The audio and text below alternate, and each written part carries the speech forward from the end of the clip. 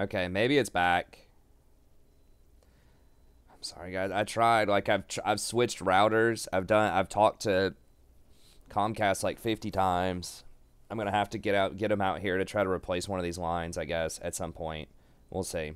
I did get the donation, Shy Guy. Yeah, so we can sing that. Yeah, sorry, Dragon House. I know it's annoying for people. It's definitely annoying for me.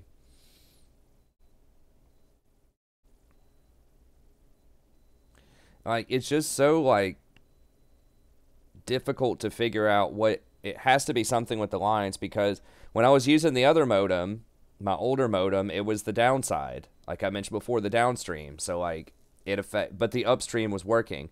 So basically, like, I could stream the whole thing, but then, like, I couldn't really play in game, and there was, like, lag and delay in the client and all this stuff. But now the downstream's fine, but the upstream's the problem. So that means that I can play perfectly fine. There's no lag on my end anywhere, but the stream itself has problems with it. So it's not League. It's definitely my ISP. It's not my hardware. I suspect it's the lines, because I've used different modems. I've switched everything out that you could do. I've optimized everything. I've researched. I've done everything I can. It's definitely, I think it's like 99% is something to do with the lines.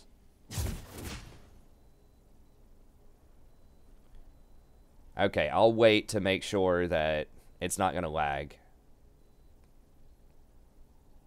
Oh, okay, I see. Yeah, I don't want to... Yeah, I don't think that it's Riot's fault that I'm lagging, though. I mean, we were waiting on a dodge anyways. We were waiting 6 minutes for a dodge, so it's not like that big of a deal. But I know it's just really annoying for the disruption. Like I said, there are people that just kind of leave this running on in the background also. And so whenever that happens, you know, we always lose at least like 20 viewers that just don't come back because they fell asleep or something.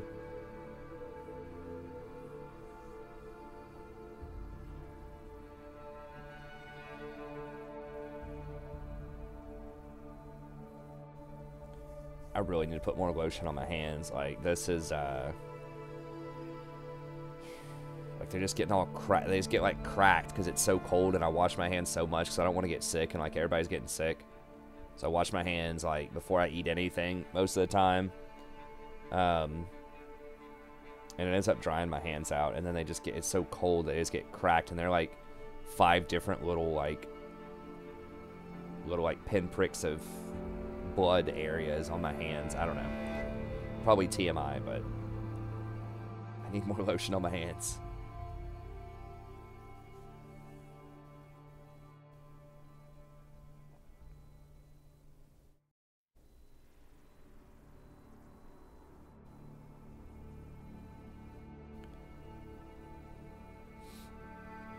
You know what? I'm going to go ahead here just real quick. Since we just had a 6-minute dodge, I'm going to play a bot lane game here. I'm going to try to play a bot lane game. So that way, if it kind of lags... Well, there won't be lag on my end, but we can try it out. If I have to take a... If I would normally take a dodge, though, now I don't have to take a dodge, because... Like, the way that it works right now, if you take 2 dodges in a row, you get a 30-minute dodge. But if you dodge, play a game, and then dodge again... Most of the time, I believe you should only get a 6-minute dodge the second time. Yeah, I might do Vayne, or I might do on-hit Nico. I'm kind of curious about the on-hit Nico build. Because I talked about it in my tier list video, but I've never played it, and I've never played against it, so... It's like the underground OP right now. A few people are talking about it, but I still think there's not a lot of visibility for it. I think it's been played some in Korea. I haven't been able to watch the pro scene as much lately. Excuse me. I've been busy with other stuff, and then I'm trying to, like, stop watching late at night when I go to sleep, so that I actually go to sleep faster, so I get more sleep during the day. But I might watch some of that, a couple of pro games tomorrow when I'm taking care of my daughter. I need to get, like, some Bluetooth headphones. So I could listen to that kind of stuff at the park when I'm watching my daughter.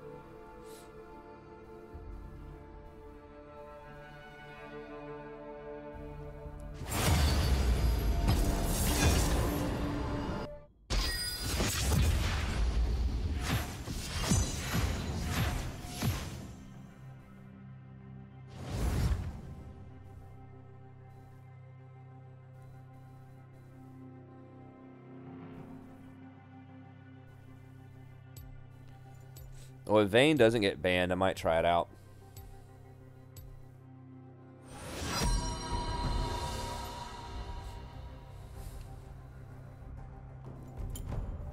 Or if Vayne does get banned, I might try it out. If Vayne's available, I'm probably just going to play Vayne. I must not fall.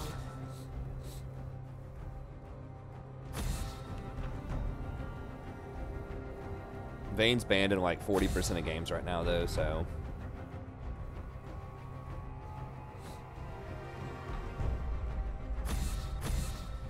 Okay, she's banned, so I guess we'll try it out.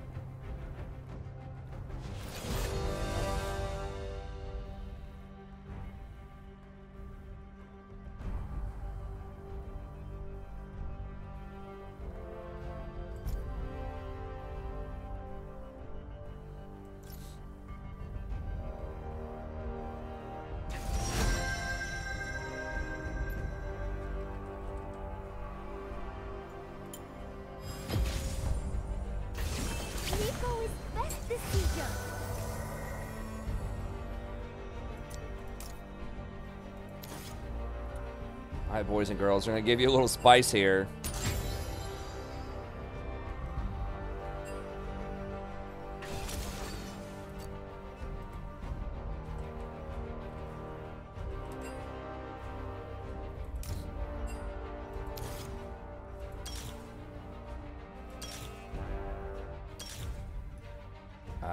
What? I'm trying to remember the secondary. I think it's just Taste of Blood Ravenous, right? Seems about right.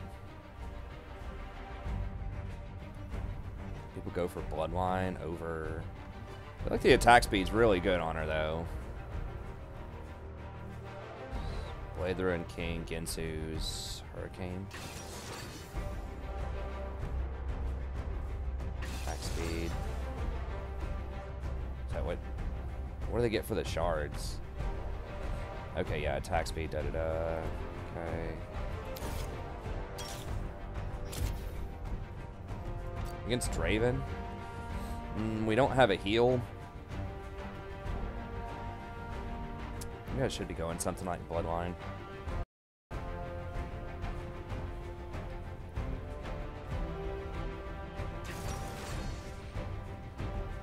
Damn it, the lag.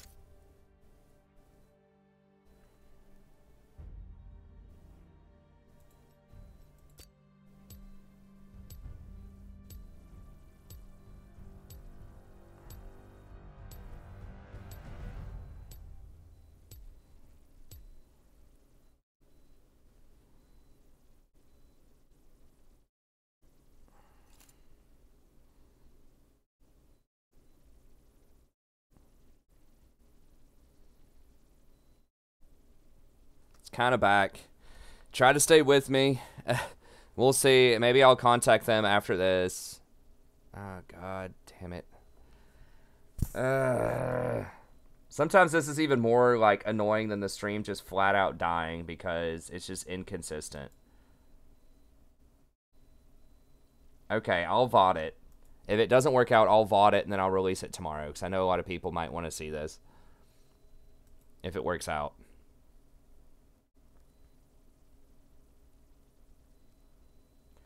I need to start releasing more VODs too. I've got a lot stored up. It takes time to go through and put in, like, get thumbnails and stuff for it, but anyways. Alright.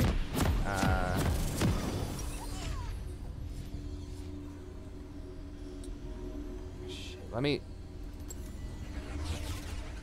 So beautiful. I need to pull up and see the build over here. Wait, where is it? Welcome to Summoner's Rift.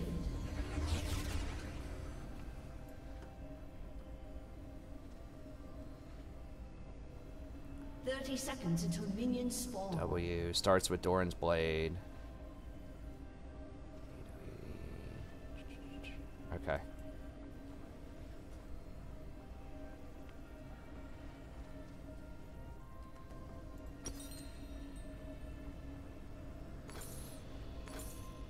If Nico can be everyone, I should have can Nico be sure she's anyone? start with W. Minions have spawned. And I should have made a special item set. Oh dang it, I don't have the chat though. Okay, hold on.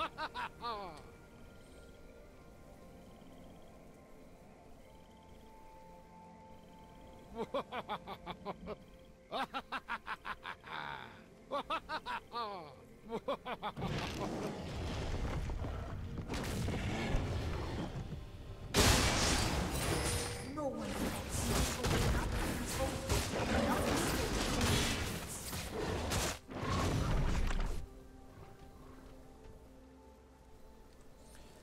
Everybody, welcome back. I'm the Strategy Professor. Today we're doing a little on-hit Nico 80 carry action. It's kind of becoming some of the new hotness.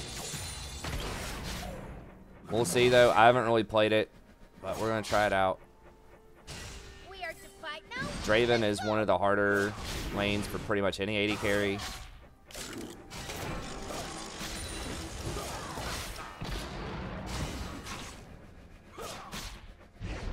It's gonna kind of be a rough trial run here.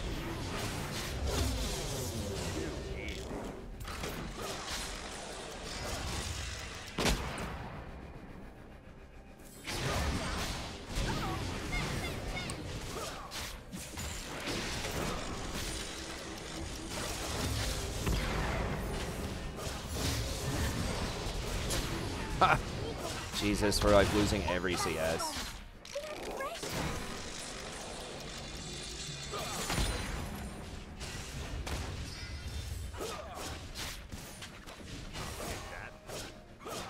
How can anybody see it? It's all around.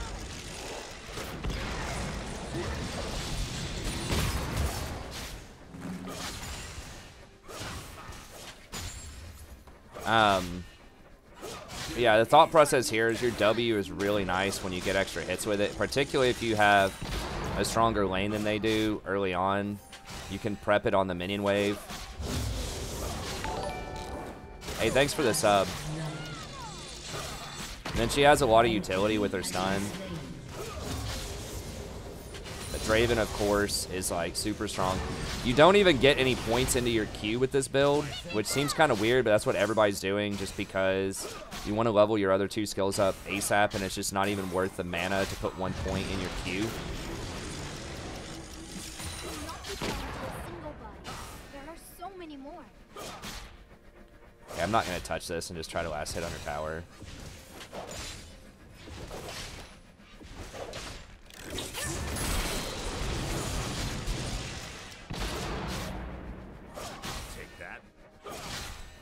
Damn, I really wish we had a healer 80 or support like a Sona or a Nami. Beauty shines from inside, where the heart.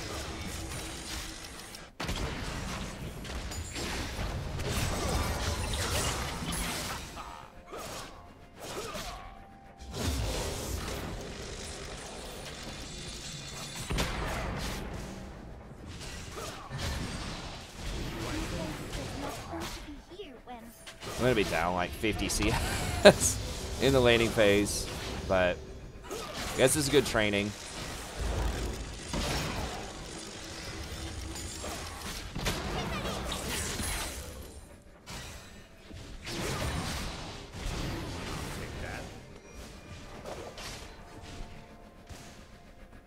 His spirits are all around me. Warm, like hugs. Oh my god, what? This Draven's actually smart. Hold on. He got Klepto.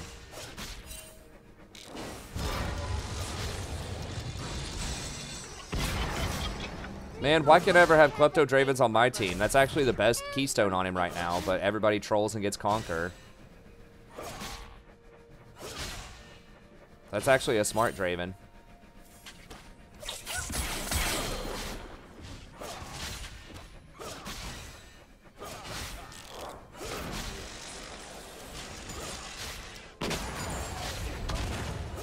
Your E is like basically instant cast. It doesn't have a missile on it. It looks like. It's like it just. It's almost like it's melee.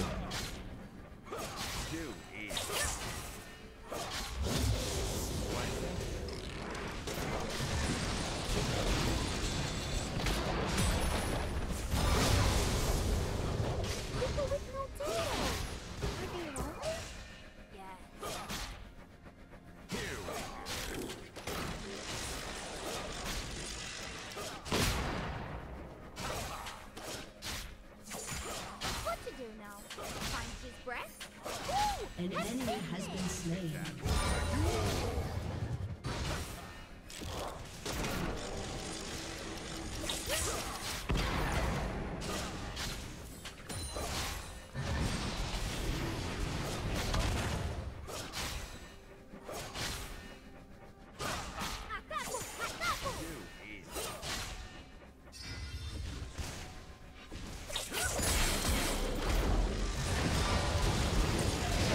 He didn't have his double bomb, I guess. Oh, he's low on mana. Okay.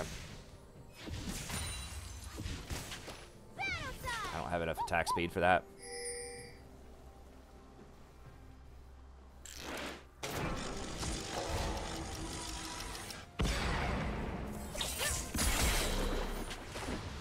An ally has been slain.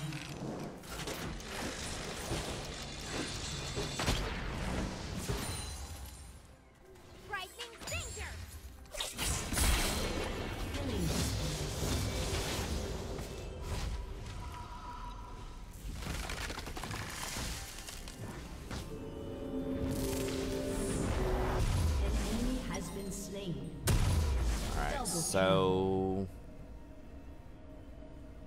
I don't have I have this leveled up. Okay. This is very exciting. Bill's water. Everything is falling down.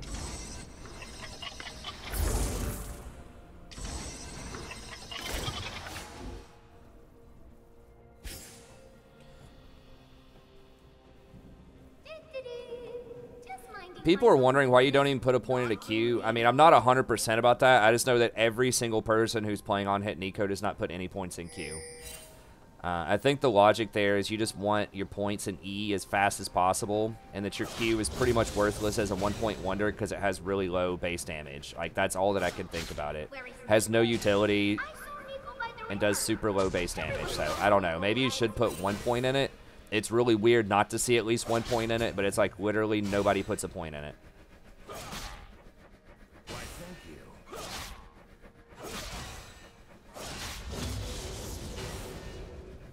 Like I said, I'm not super great on this. The first time I've ever played this, I usually don't even play AD carry, and this is a very oppressive lane.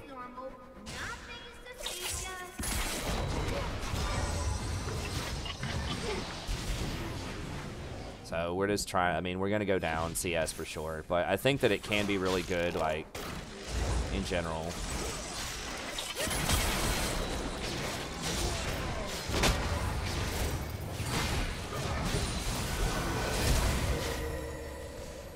I could have maybe pop blossomed that.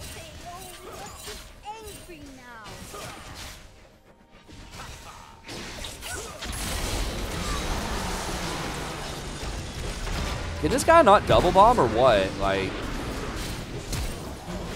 okay, well I guess he got one.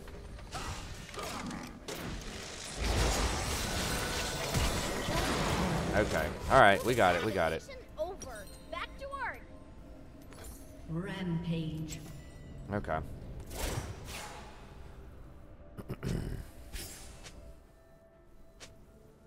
Sharing memories, colors. No, you don't do Q with this build.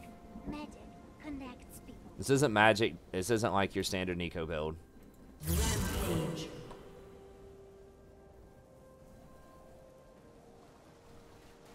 Nico must stay unseen until the last moment.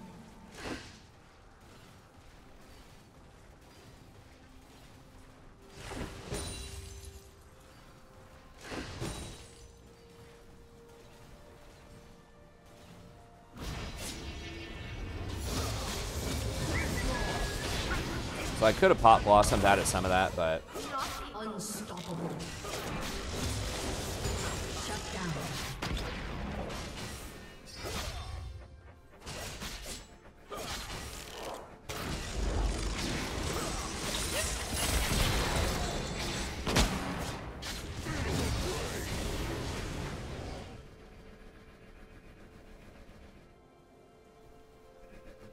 Nah, he could. Maybe one of his bombs is on cooldown or something. I don't know. Everyone likes He did get the double kill at the end, but there's been a couple of times where I've landed this stun and then it's not followed up with a double bomb. But that's fine. I mean, I could have played that a lot better myself too, so.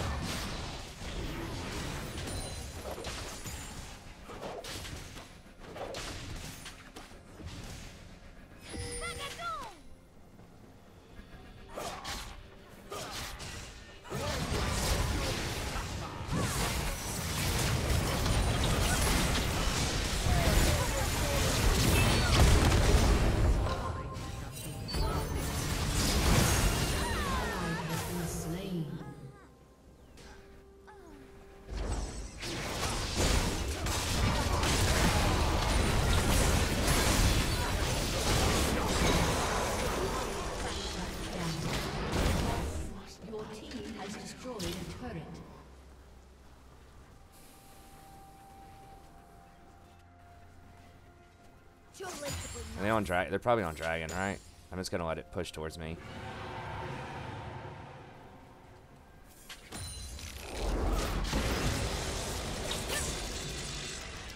Okay, he got the double bomb that time.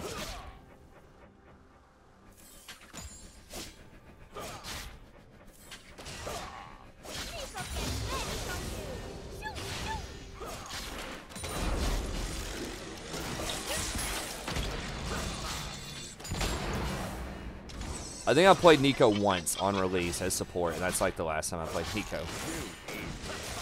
So I'm definitely not a good Nico player for sure. I mean, obvious. Watch this video. I'm just trying it out. I will learn. I will grow.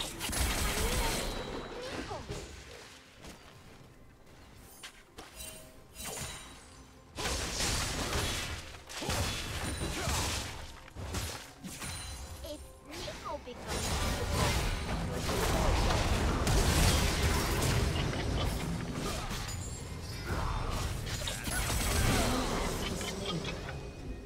Turret plating will soon fall.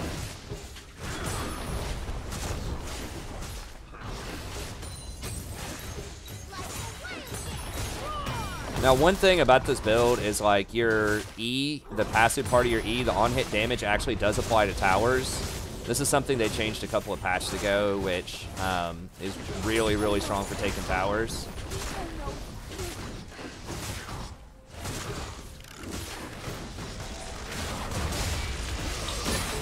Has destroyed a turret. Your turret has been destroyed.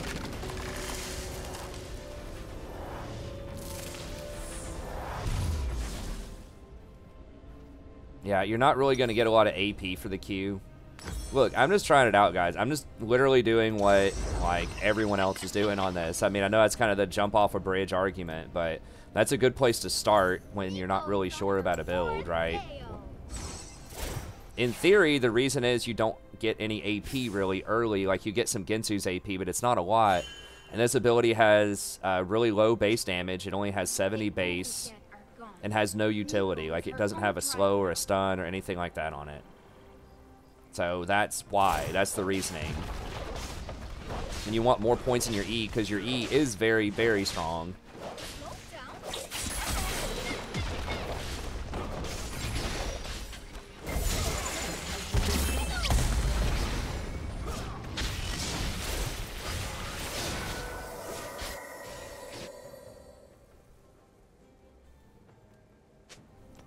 Enemy killing spree.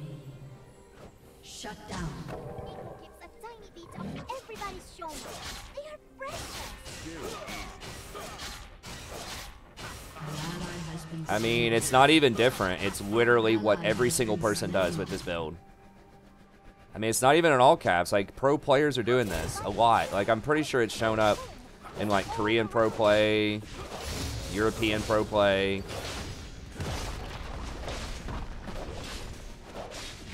Like, y'all know I'm usually skeptical of all cap stuff, but this is one that I think actually can be pretty good. I mean, I can't beat this Draven, though, one-on-one, so...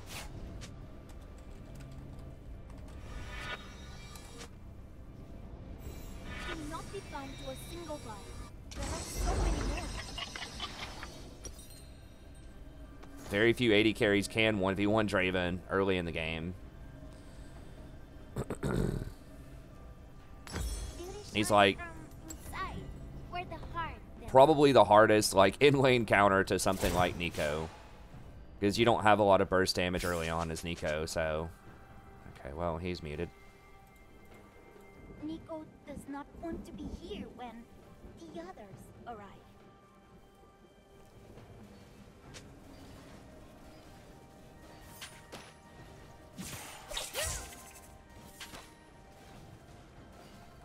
I don't know. I can look it up after this for people that are wanting to know when that showed up. That's just the word on the street. I looked up a few videos about it. I know RVZ Stealth is really big on it.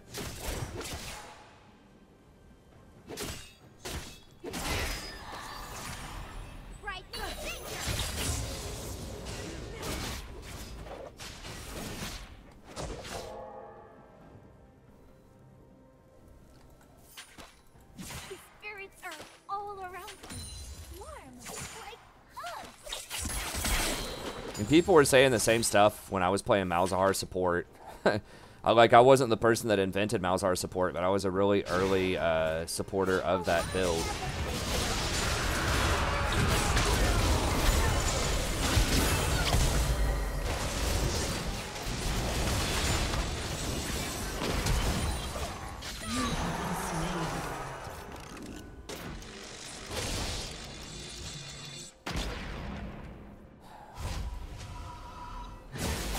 I guess I could have maybe turned around and auto-attacked him once or twice more.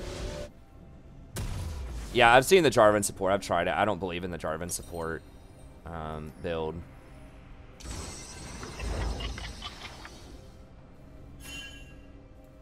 Your turret has been destroyed. Nico back in her Nico scan.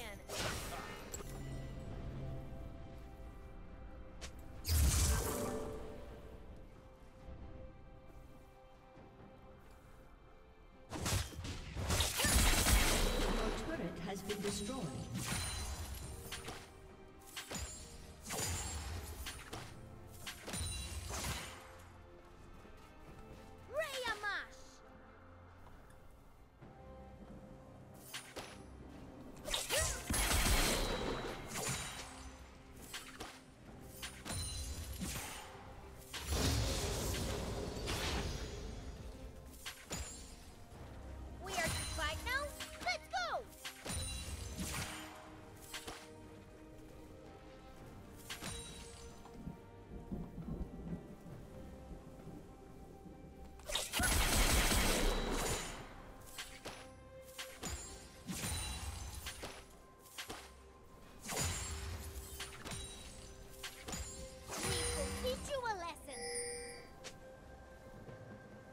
Yeah, the attack animation on that E passive is really strong.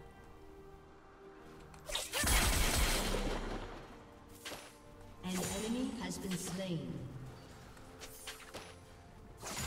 An ally has been slain. An ally has been slain. Are they gonna get like a triple kill or something Enemy over there? double kill.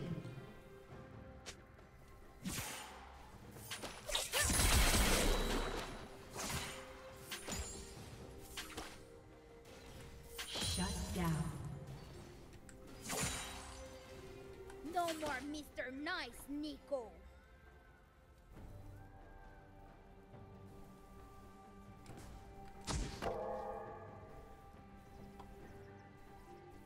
People with no tails. Are they lonely? Yes.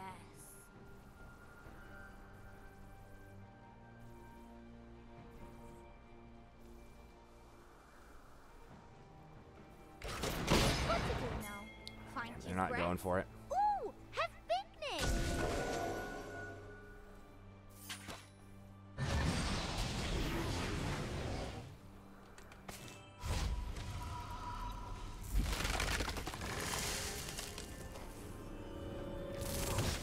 Hey, it's the same kind of crap that you had to deal with Malzahar support. I was like, oh my god, why are you getting that, dude? The hell? This is very exciting. Never seen that before. Everything is going down.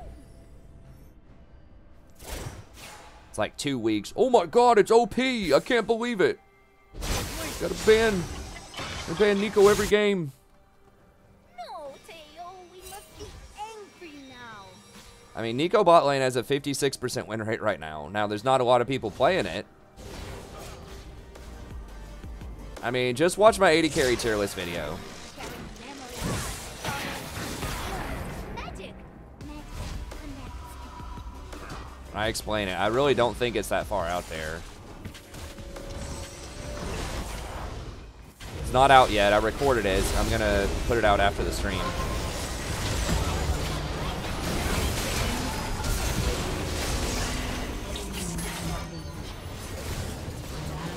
I'm just not very good on it. Like, that's the issue. But I think it is a good pick, potentially.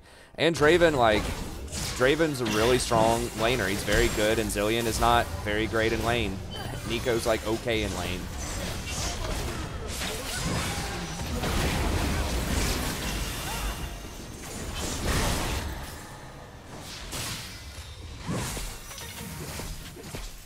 You are in trouble.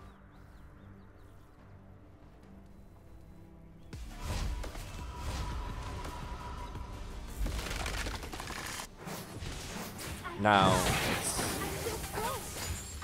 I don't think GLP Nico is going to be that good. I mean, it's the on hit because of her E, or her W that just got, like, bug fixed a couple of patches ago, and then her E just got buffed on this patch. They're probably on Dragon. Okay, well. Mute him, too. We'll just mute everybody. Why not?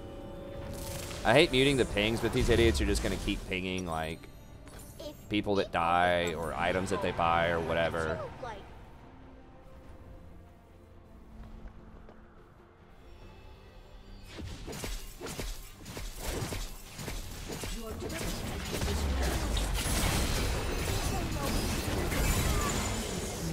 Okay, well that was troll. I didn't think she was gonna kill me that fast. Does she have? Huh.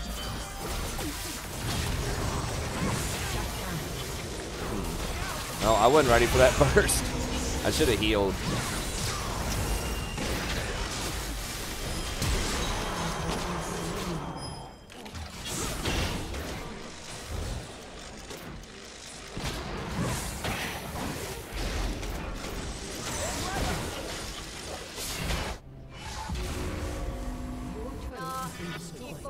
Went everywhere.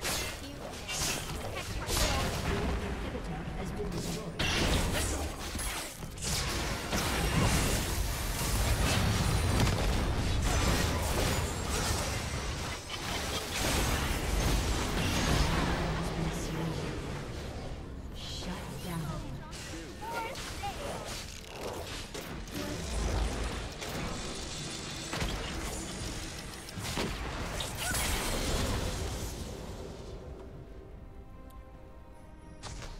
Eyes on who? Not on Nico.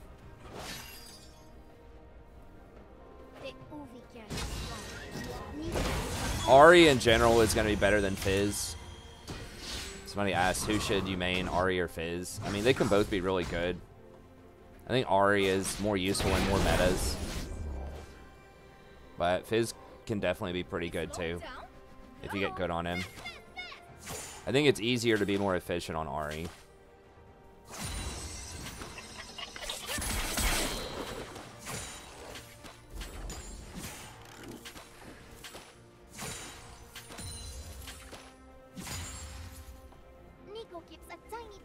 Everybody's shown me. They are precious.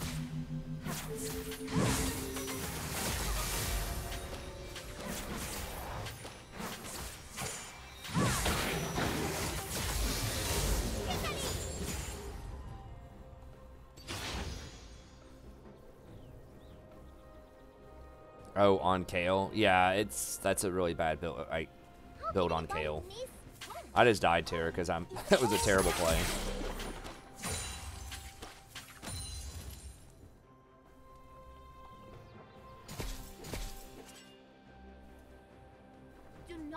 They might be on Baron. They probably are.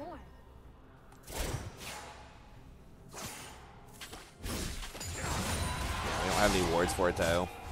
One nice thing with Nico, like, you can check bushes and things with her clone pretty easily. I don't know. I mean, it's like, it was a really bad matchup bot lane. Like, Zillion is not that great right now, especially in the laning phase. And obviously, I'm not good on Nico right now, because I've never played her before, so we're just trying it out.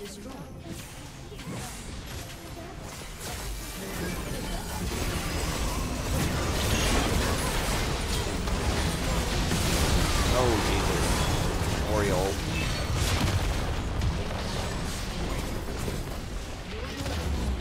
What about Rage Blade on Kayle? Yeah, absolutely. I think like the build on Kayle should be probably Nashers into Ginsu's into Wit's End. I talk about Kayle for like 25 minutes in my patch notes video.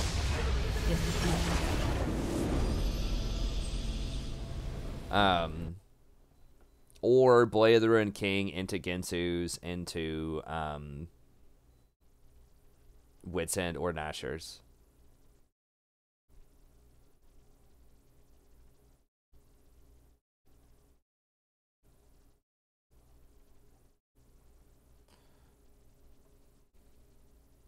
Yeah, but they were diving towers, Jolty. Like, you can't just look at, like, results-oriented. Like, we didn't have a heal, so we couldn't take, like, really good trades in the laning phase. We never comboed up my stun plus his double bomb. We did that, like, once after they already had the lane, like, completely blown away.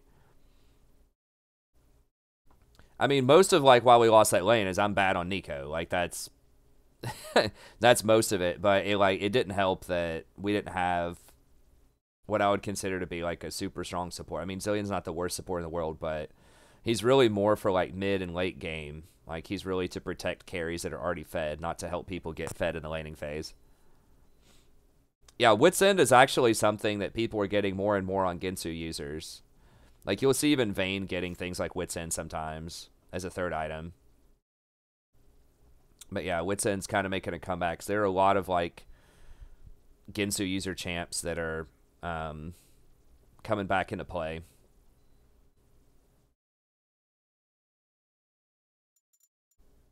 I don't know about... I've seen Wit's End on like Yasuo before. I don't know. I mean, maybe. Like, it's pretty cost efficient, I think. Or it's close. It's only 2,400 gold for a lot of attack speed, so... Blah, blah, blah. Nico, you're terrible. Blah, blah, blah.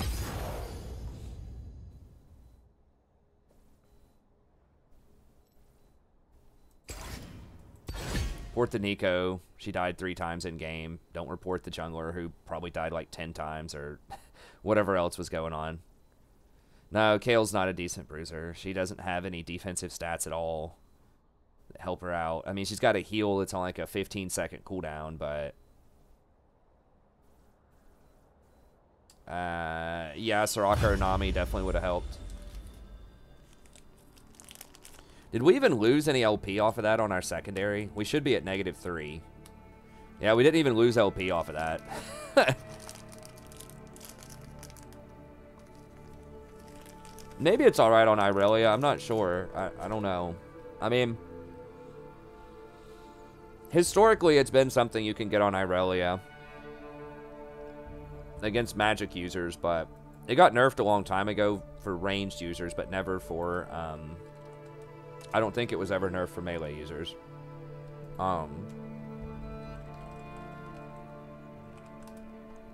At least the stream held up during that game, so that's good. Yo, what up, Tiny?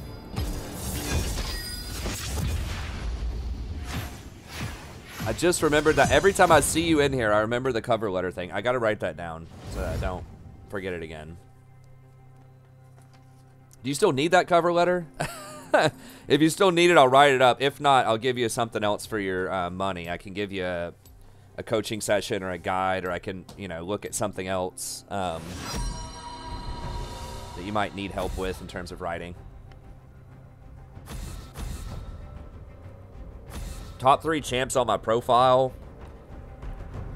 Definitely not Soraka. I think it's like Janna, probably Janna, Zyra, Rakan. Okay, after this game, yeah, I forgot about the song. Sorry, I'll sing the song. I must not fall.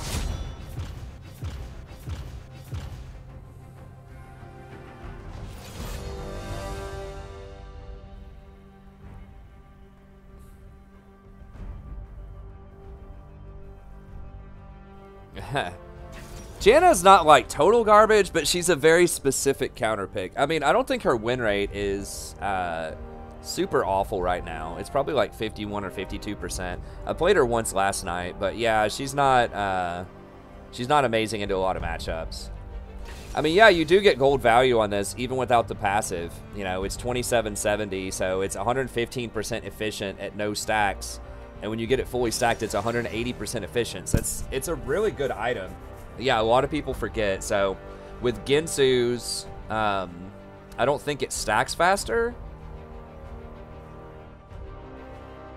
Oh, it is on hit, not on attack. So it actually does stack twice as fast on Ginsu's. It definitely applies the 42 on hit damage each time on Ginsu. So I guess that stacks it faster too. So yeah. And don't forget, it reduces... damn it, Rengar is so frustrating. I'm trying to think. I could go something that's like all in, like a Rakan or something against Soraka, but whatever. I can keep up with her in scaling. That's fine. You can hear me, Summoner. What masterpiece shall we play today?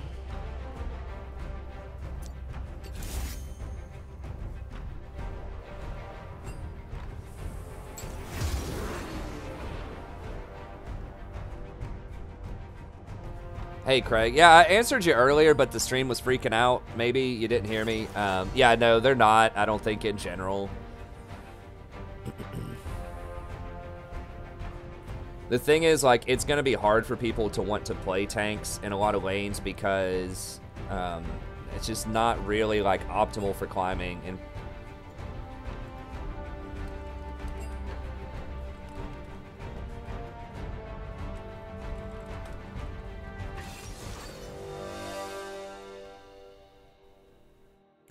it's kind of like if you're asking whether you should play Draven or not, then you probably shouldn't play Draven. Like, people, like, you're either a Draven player or you're not. You know what I mean? He's a Draven player. Okay. Why are there 2 diamond 4s and a gold 1 in this game? Like, what the hell? Do I need...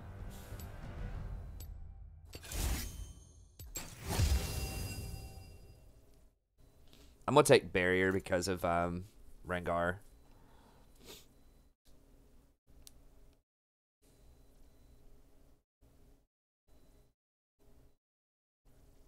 Oh, wow. He's smart, too. Holy crap. Are people actually, like, figuring this out? Klepto Draven? Yeah, it's all good, Craig. No, so the deal is, I thought the tanks were going to be better after they nerfed Conqueror out, but people still aren't playing it.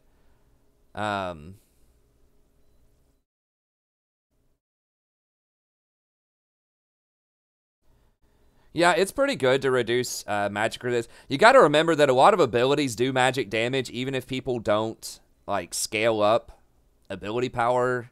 Just random stuff off of tanks and bruisers does magic damage. Like, I think Irelia's E, her stun or whatever, does magic damage. Like, there's a lot of random weird things that do magic damage. So, it does affect those even if they don't get AP.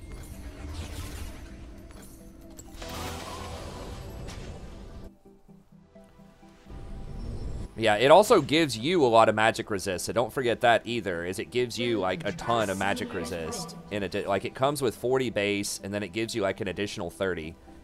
So it doesn't just lower their magic resist, it gives you extra magic resist. It steals it. So it's really nice.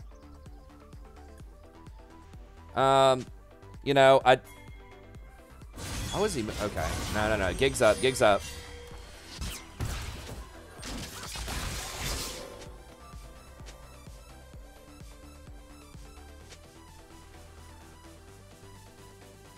Oh, we have like all assassins. Okay.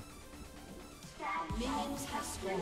I think if you do like tanks, I think that Sion's viable right now. I think that Shin top is probably pretty good and underexplored. I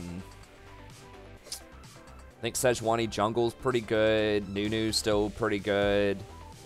I think Cho'Gath got a small buff. He's probably all right.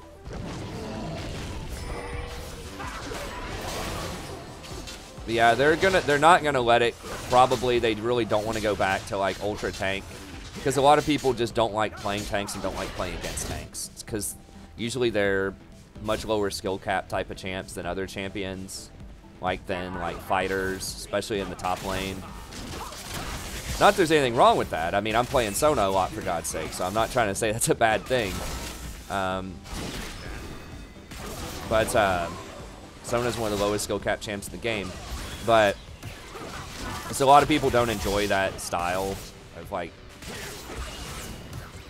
So.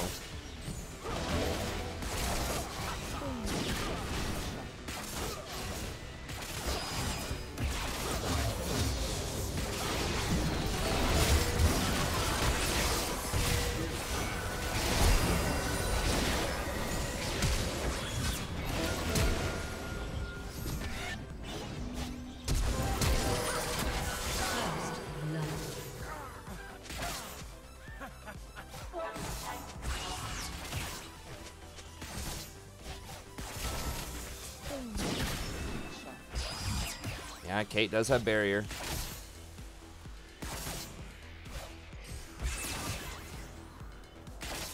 Wow. That was rough.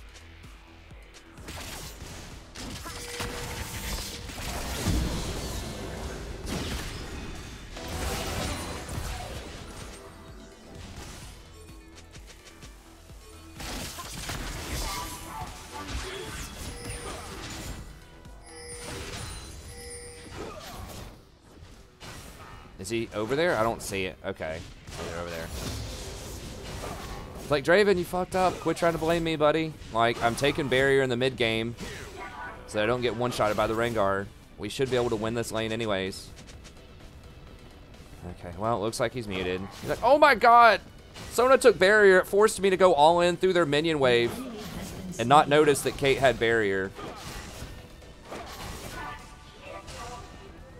Kate with barrier is not that uncommon if you have a Soraka on your team that also takes heal. Like, really, enchanters should be the ones taking heal that get plus heal and shield. It's just your AD carry never gives up their heal because they like to try to chase down kills with it. But, like, that's how it should work right now. It should be AD carry takes barrier and support takes heal. So they're actually a team that's doing it right. If you have an enchanter, which are usually the best class of... does she have BF sword? No, she just hits like a truck. Okay.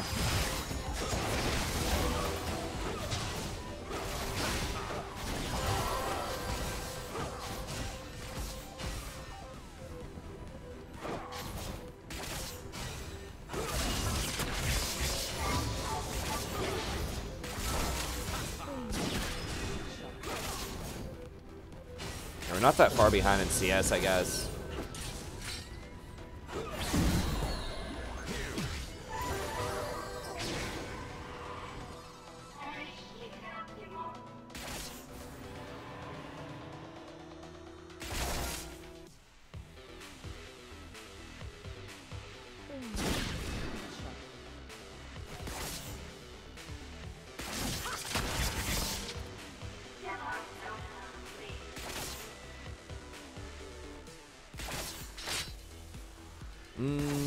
Nah, I think that's changed. It has been that way for about a year or so since they buffed Ignite, but if you remember back in the Ardent Sensor meta, which I think is kind of the meta we're back in right now, not with Ardent Sensor, but with Athene's Unholy Grail, it's the same type of concept, though. It's enchanters.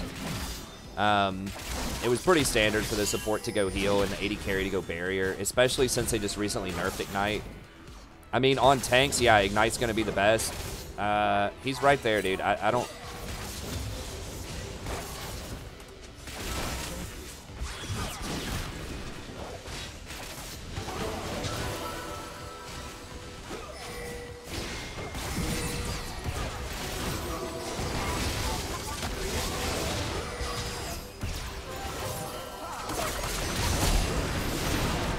Dude, you see him standing right there? I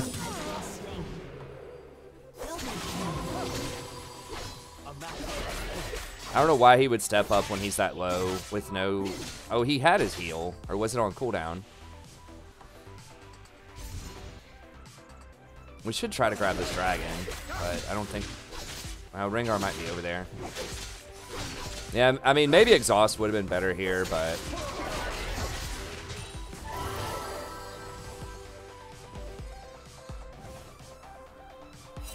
I'm probably not going to put any more points in my queue. Usually I go 2 points.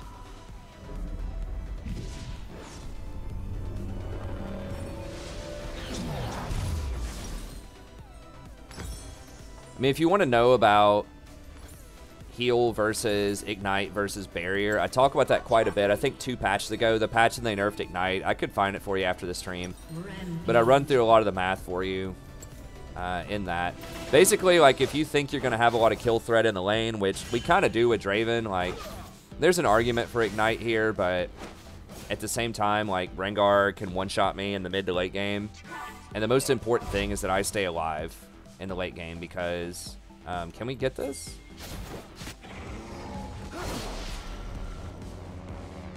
We do have priority.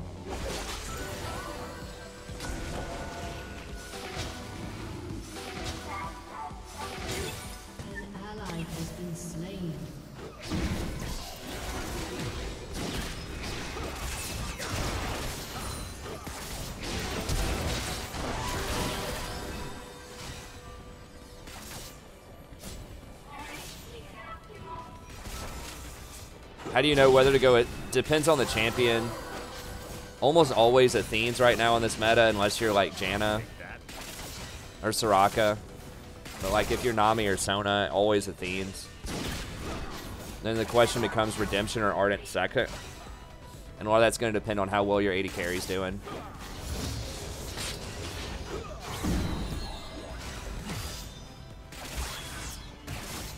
Okay, Rengar's top.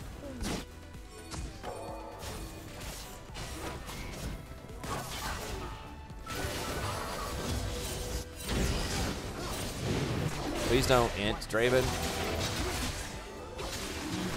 Okay.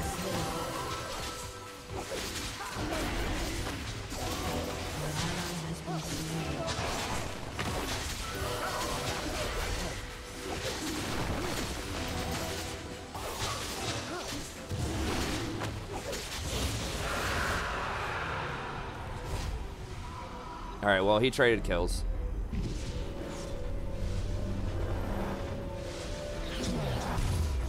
Barrier will save you a lot.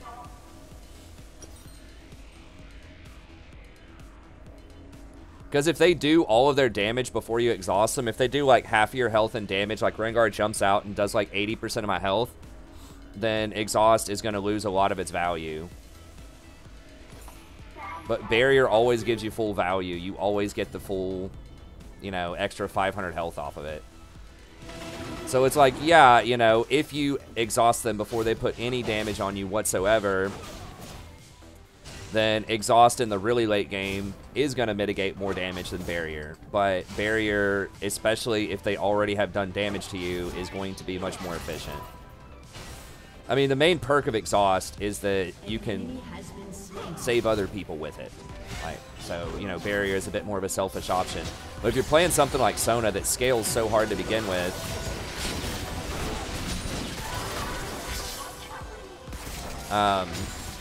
it's like basically if you live, then you're gonna win fights usually.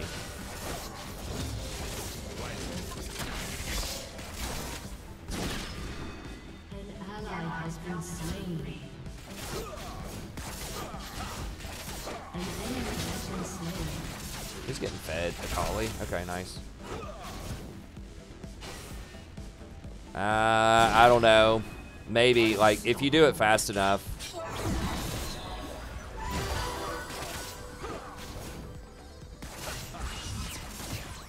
You damn well better get it before he hits you with that empowered Q, though. Like, that's a really short window for exhaust, because you can't even see him until he's, like, right on you midair.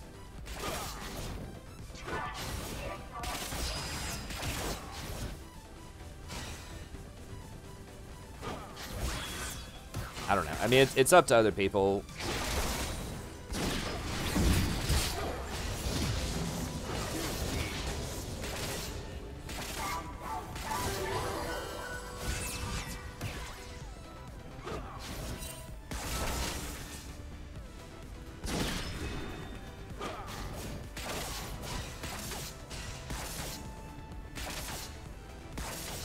Like, it's pretty standard for people to take barrier on Soraka a lot of times, and it has been for, like, over a year. And, like, I don't know why, like, it's so insane for, like, people to do it on Sona, who, like, in many ways, very similar to Soraka.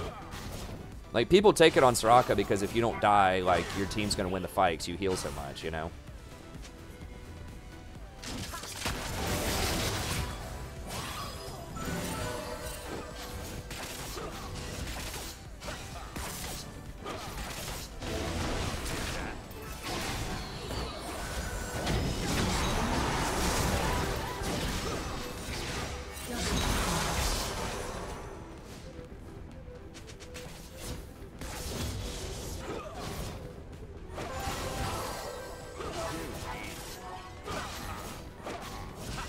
Yep, barrier also scales, that's right, with revitalize, plus healing and shielding, all that kind of stuff.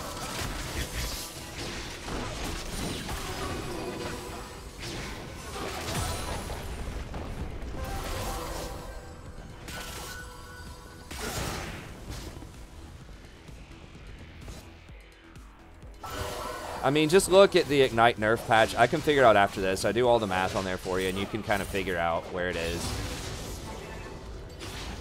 I mean, if you don't have to do what I'm saying. Like, you know, if you want to take exhaust, you can, but I think there's definitely, you know, times and places to take barrier on champions like Sona and Soraka. I spent about 20 minutes talking about the pros and cons of Ignite versus Exhaust versus Barrier. I could do a whole separate video about it, which I probably should, honestly, but... Oh, Yi can solo Drake way earlier in level 8. Depends on how fed he is, but... But even if you can solo Drake, a lot of times you don't want to. You need to get your whole team over there to help out in case they rotate. And just so everyone can do it faster and get back to business, you know?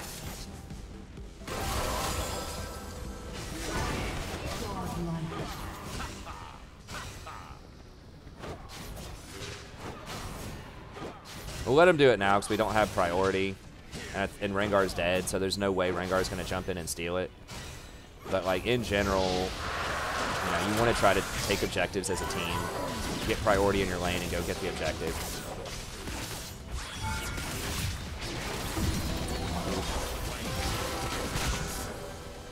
I took one too many hits there for sure.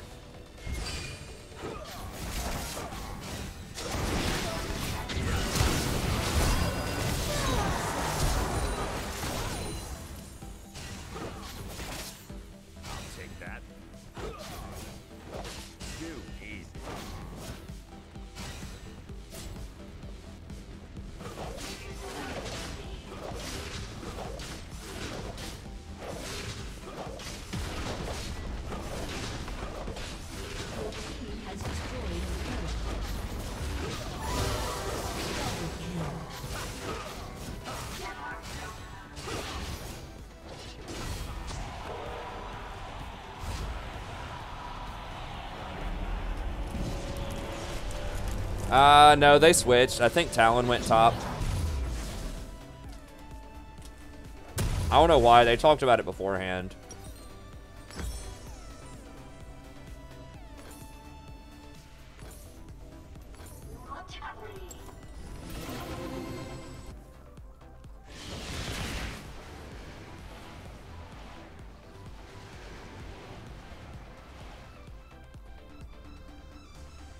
Yeah, I mean, Barrier is going to be worse.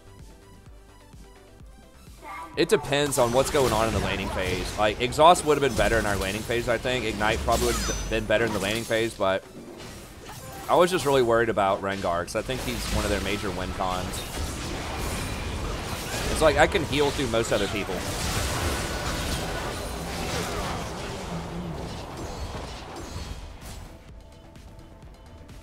Did my ult get wind walled? I thought I was on the other side of the wind wall.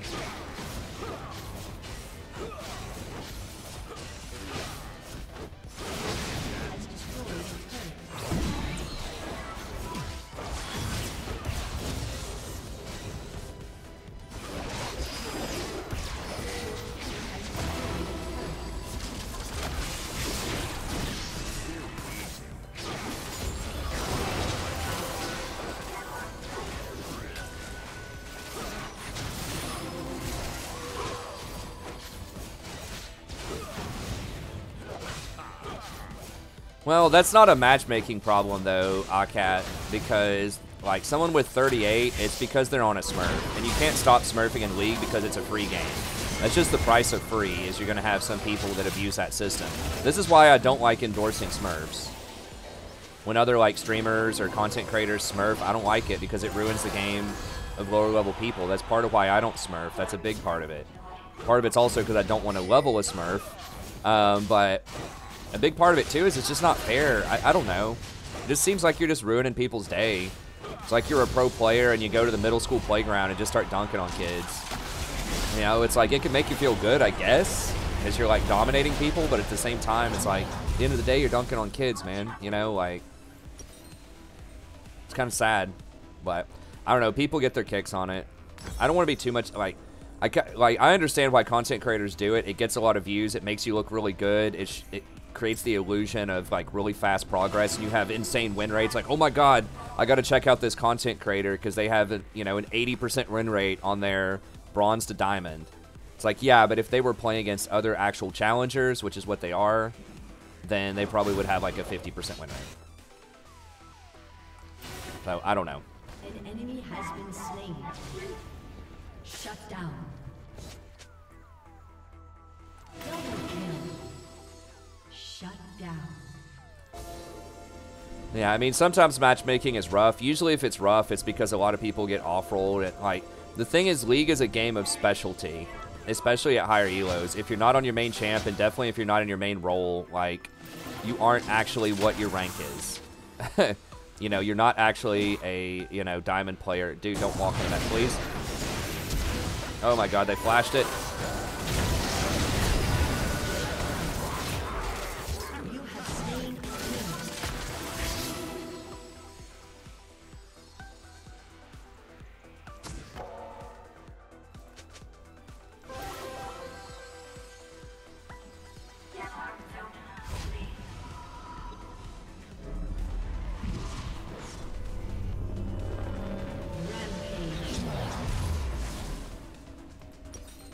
But yeah, so that's not Riot's fault for matchmaking that, you know. You can't stop Smurfs in a free game.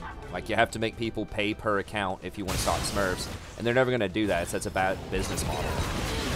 But yeah, some games can feel mismatched because sometimes people just have bad games, but a lot of times it's because people aren't on their main role.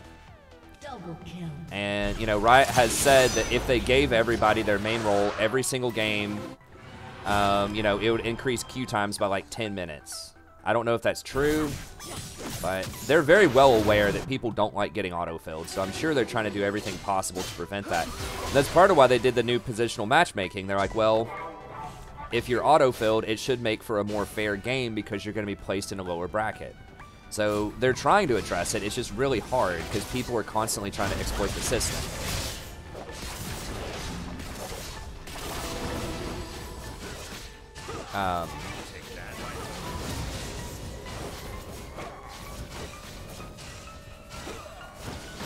Rengar's bot.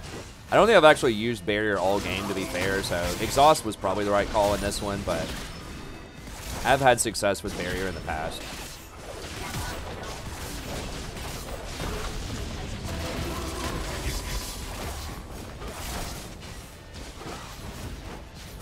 Here's my team on 1v9. Like, Akali, chill, dude. Everyone's doing well.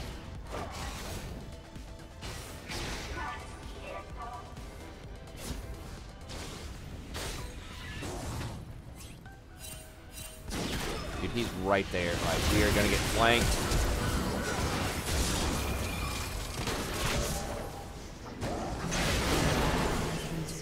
I don't have flash. Probably dead.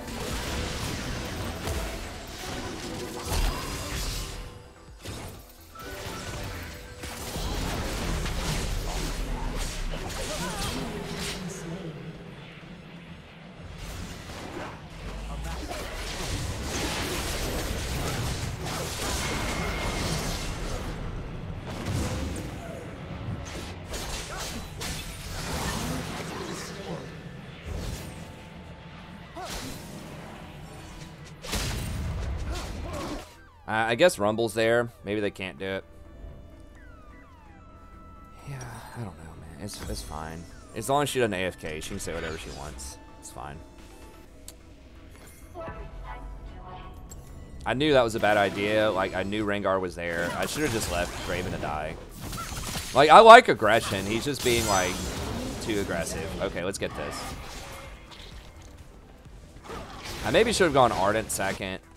This is a game where, because we have Master Yi and Draven, can definitely be worth it. But, like, the heal off Redemption is just so valuable.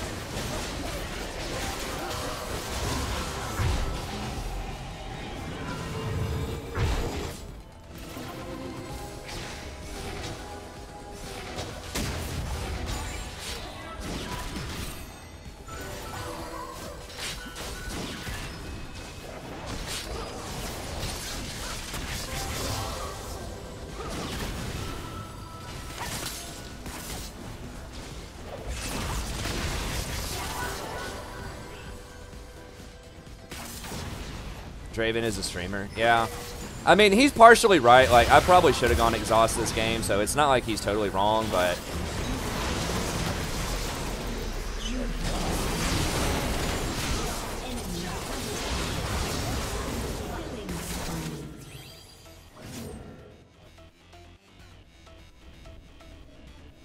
Yeah, I'm just getting cut off and surrounded in these fights. It's like that Rumble ult. We didn't have a Kali or Master Yi either. Like, it was a really bad fight.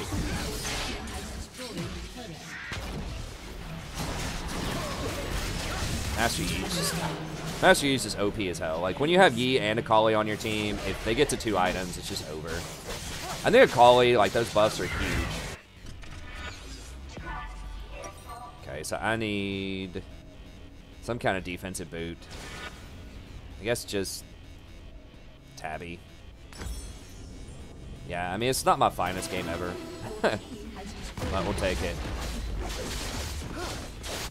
All chatting up a storm. Okay. Your team has destroyed an inhibitor.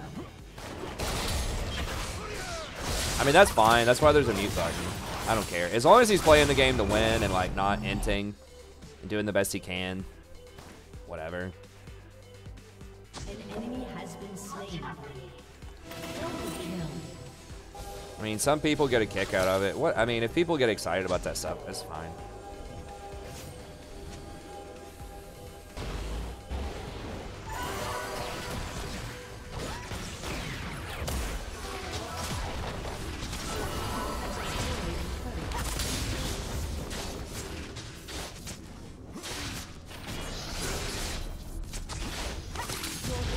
Destroyed an inhibitor.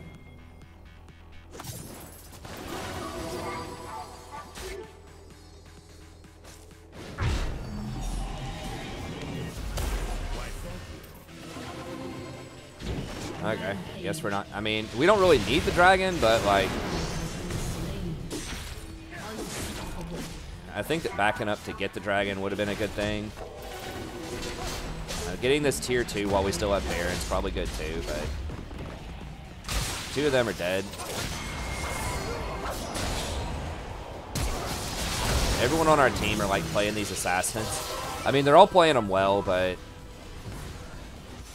we're just lucky we're this far ahead. I mean, it's going to be almost impossible for us to lose, but it can happen, you know?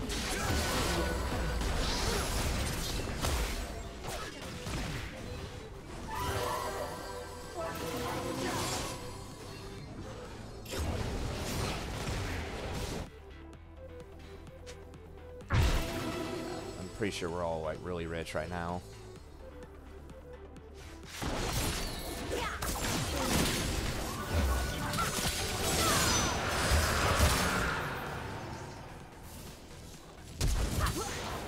I didn't want to take one more kill from her. I was afraid she might AFK.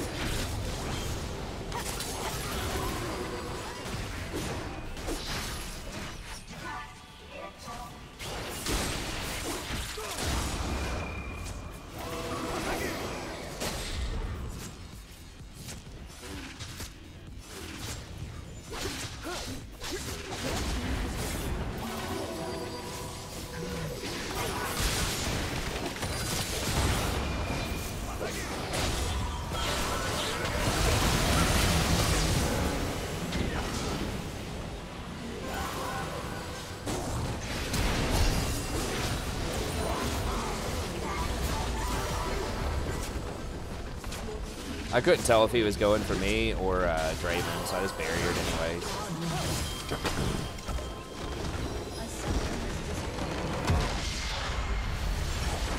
Kali flashed for that, yeah.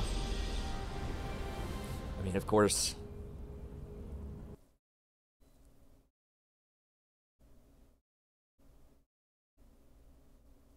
I did play a Janet game yesterday. I think she's a specific counterpick against hard engage comps. If you don't have like a really tough lane, but like I picked her into Zac yesterday.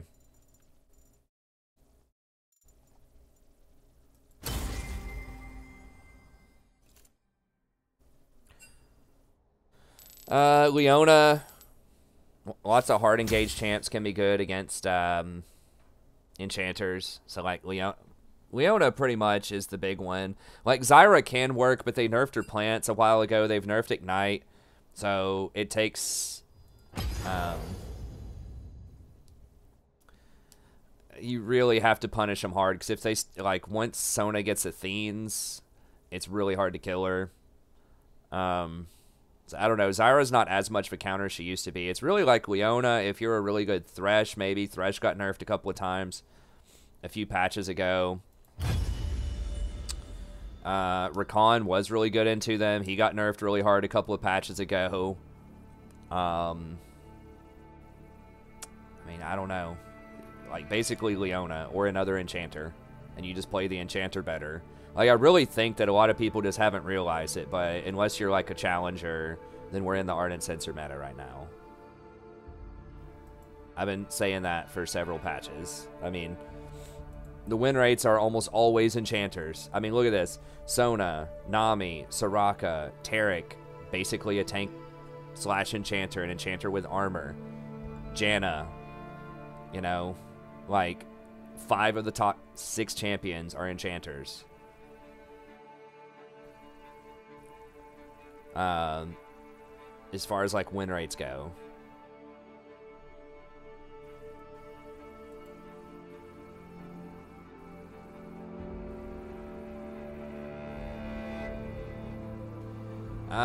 Poppy can work versus Leona. I don't know. There are other things I'd rather take into Leona.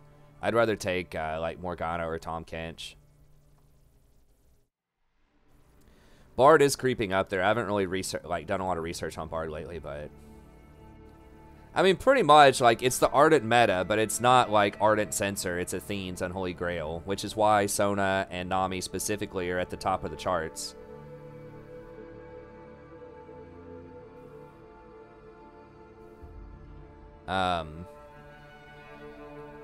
So that's the issue. Now, if you get to really high elo, you know, and like pro play, it's probably still going to be tanks. It's still going to be, you know, Alistar, Tom Kench, Braum. Alistar, Braum, and Tom pretty much are going to be near the top. But they're like and Thresh, but there are very specific reasons for that. I mean, I've talked about this a lot on the stream, and it's pretty much like having a tank, especially an engaged type of tank, is definitely at a premium in pro play right now. It opens you up to take a carry jungler or a carry top laner if you have that. Something like an Alistar or a Thresh. Also, you're going to have less items, so there's not as much scaling. You know, with Sona, oftentimes you can get at least 2 items, sometimes 3 items in solo queue. And pro play, you're just going to get your 4-ward item, a bunch of control wards, and like your boots, and maybe you complete an item by the end of the game, so it's a much lower gold economy. And there's just much better coordination. Tanks in general require better coordination because their strength lies usually in their ability to engage and their ability to dive towers. And both of those things are going to be much better at pro play. And specifically, champions like Tom Kench is really good because of his macro, because he can use that ult to rotate around the map and make plays, which is a lot harder to do in solo queue. So, yeah, Galio is another one. Galio is because he's pretty good against other tanks. He also has that macro, just like Tom Kench, where you can ult, make plays around the map. But he also has a lot more damage, like flat damage in his kit, than someone like Alistar or Braum has. So, CC can win games, for sure. CC's good. Having like, you know, over 1,000 healing every 2 seconds can also win games. Off of like Sona spamming her W. With 2 items.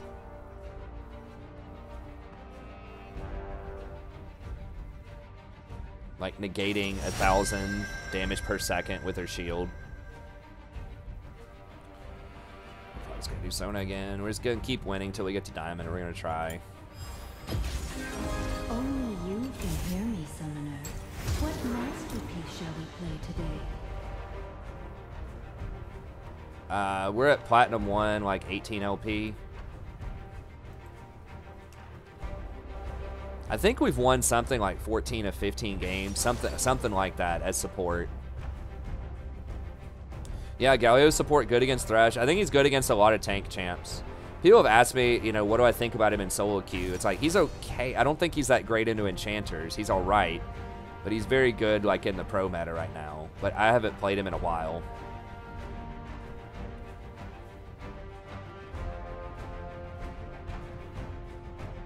Probably your Q still. It might be your taunt, but I think it's Q. I'm almost positive you get Relic Shield on him. I mean, I could see a world where maybe you get Spell Thieves, but probably Relic Shield. He's building like a tank. He just incidentally does some AP damage. So yeah, just probably Knight's Vow first. No, not coin. Well, not in pro play. In solo queue, like, the lower your elo goes, the better coin is. A lot of times. Well, I didn't research this, but hopefully it works out. We have good matchups at least, I think. Who's their is it Cho Jungle? I pick coin on, like, Lulu sometimes. No, it's Cho Jungle. Yeah. I think Nar thought it was going to be Cho top.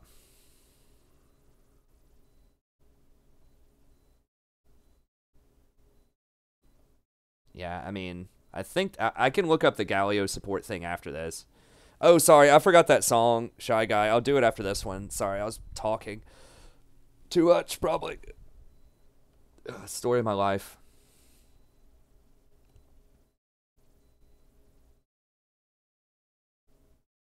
What's Sharama? Shaw Irma?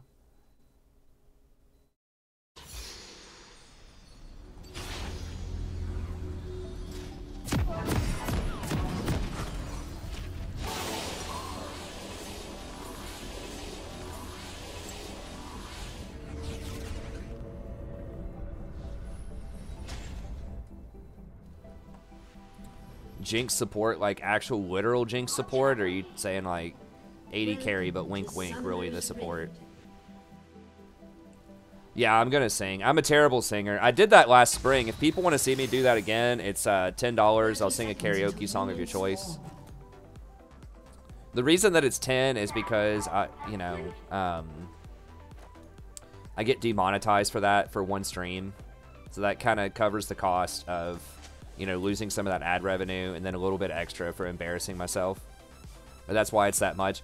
If people want to do, like, I don't know, 15 for 3 songs or something, I could do that. Like, I can start giving a better rate, but, like, because I'm going to be demonetized anyways.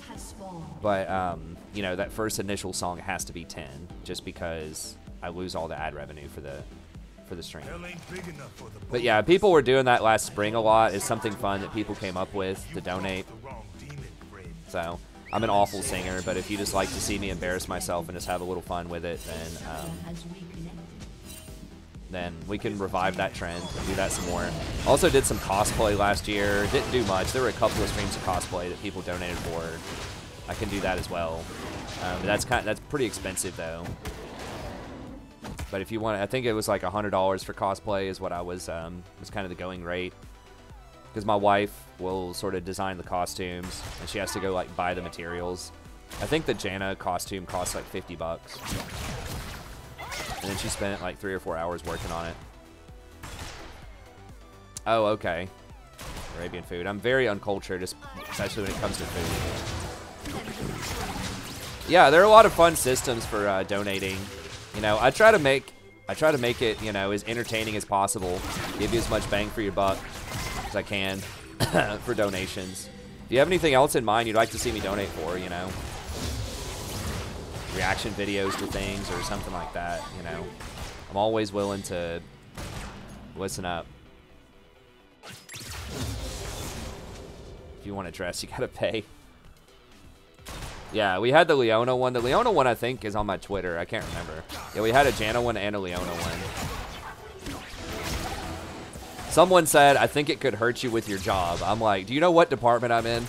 I'm in an English department at a university. It'd probably help me with my job. If pictures of me, like, go out wearing a dress. Like...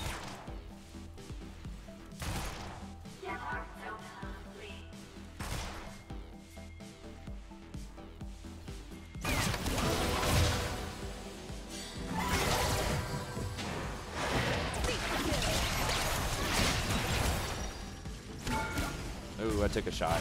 It's not good. But I'm Sona, so no problem. We can just heal back through it. Sona's just so OP, man. Honestly, like in solo queue. She's just a huge stat check.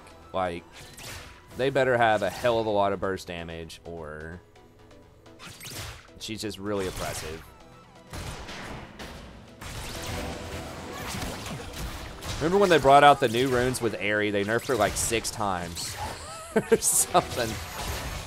She was so strong back in that meta. The funny thing is, she probably has a higher win rate right now than she did even back then. Back then, she had a 54, 55%. She got nerfed 6 times. Now, she's got a 55% win rate again. No one even talks about her except for me.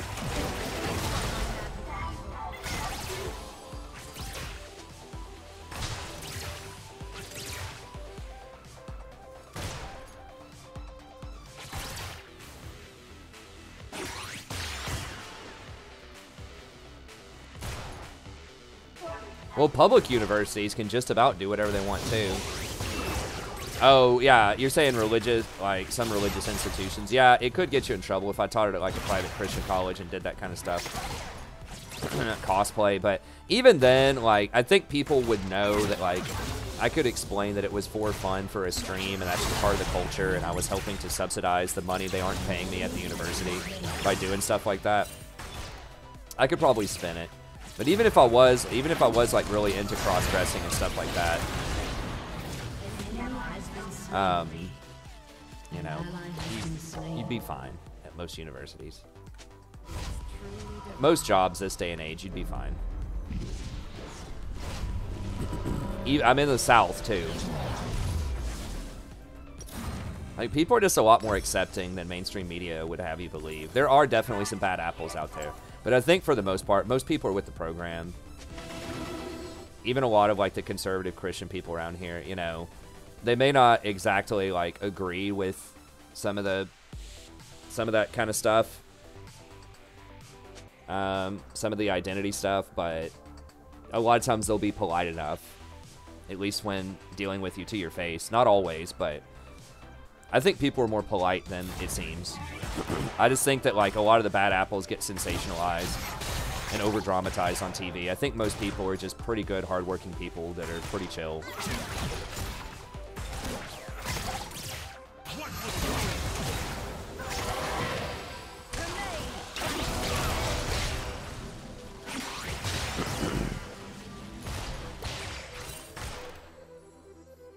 It's like, even if they disagree with stuff, usually they're nice enough. Whatever. But, yeah.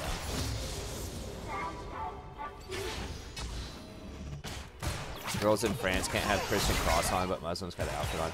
I don't know about that. Yeah. I mean, I don't want to get too far. Every time I start getting into that rabbit hole of politics, whether it's international or domestic, I try not to. Because it just really, you know, I said that most people are nice and polite about it to your face, but still, people don't like to hear about it or whatever that much. I have to flash this. What the fuck? Oh, the chompers. I should have probably just flashed it to begin with. I thought I could cut back and then make it back in, but was not the case.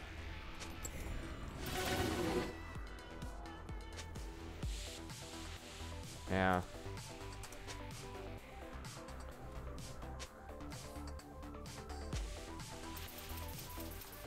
What do I think are some good priority? Well, it depends on what you play. I've been banning Leona. Just because Vayne is such a menace right now, and Lucian is a menace, that, like, I used to ban Lucian all the time, and then I was banning Vayne all the time, and then I was like, well, they're both super popular, and both of them are a problem, so I just leave them both up and just hope that my team picks one of them.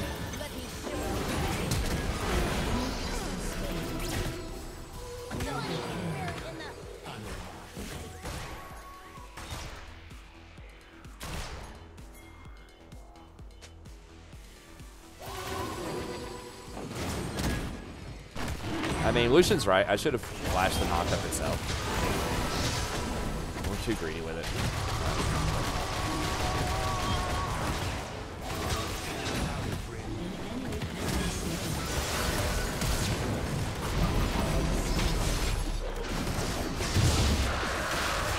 Shit, we don't have LeBlanc.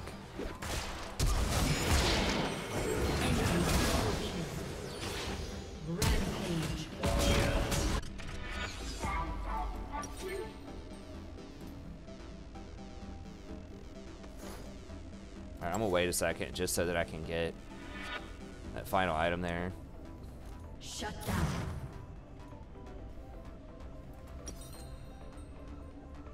I don't even think Lucian was being that that toxic. Well, I am technically a grad student still. I need to finish my PhD. I've been working on it for a while, but I don't take any coursework or do anything like that. I've been teaching at a university, or teaching at universities for the last 7 years. I teach English,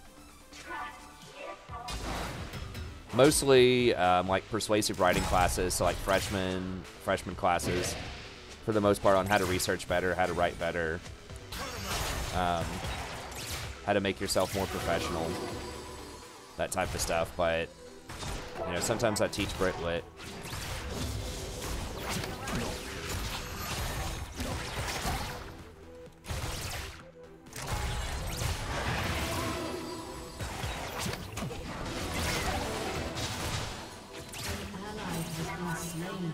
Zed's getting really fed. He's up 40 CS. Ugh. Every time I don't take barrier.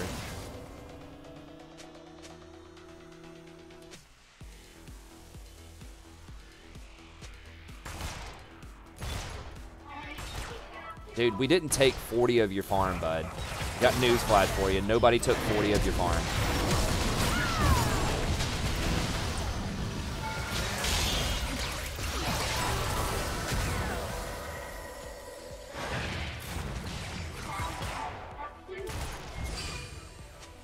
No, you didn't give up.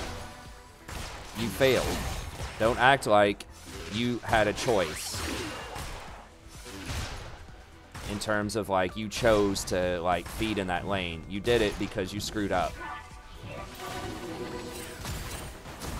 I always hate it when people try to play it off like, well, of course I could have done better in this lane, but I just didn't care anymore. You know?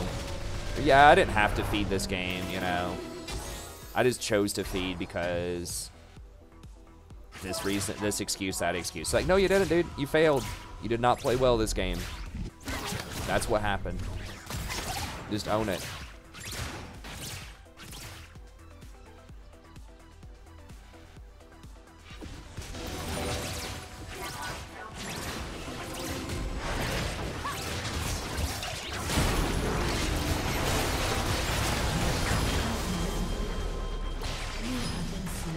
Gonna get 2 kills off of this.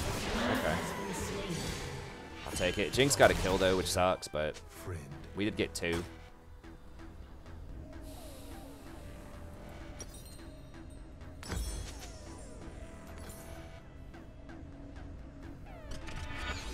Just get a control ward. I'm tempted to get another Fairy Charm, but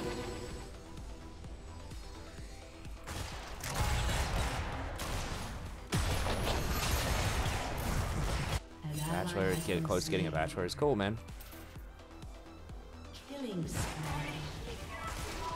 Ezreal's OP. Ezreal's OP. There are a lot of bad Ezreals, but especially at like high elo play.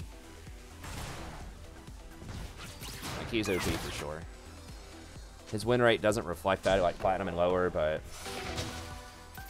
he definitely has like really high potential.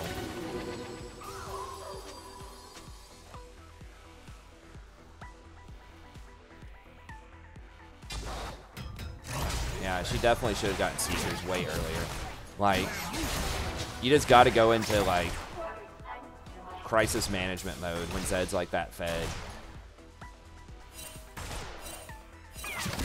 You got to get Seekers or stopwatch or something to slow him down.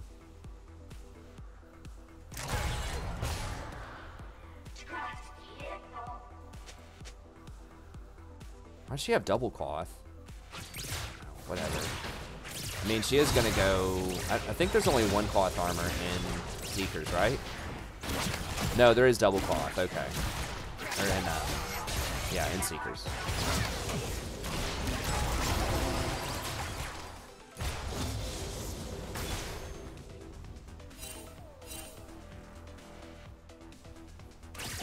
Turret plating will soon fall.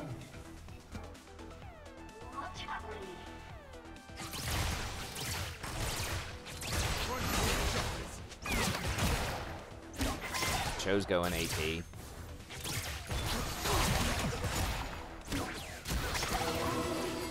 Over here, help me clear this dude.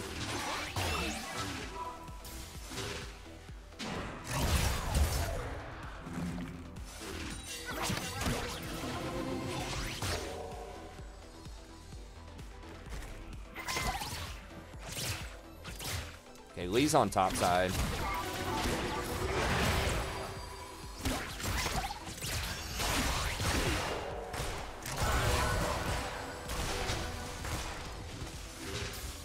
An enemy has been slain.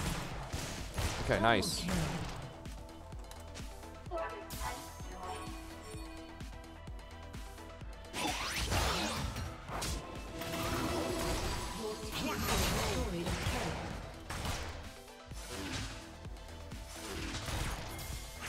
No.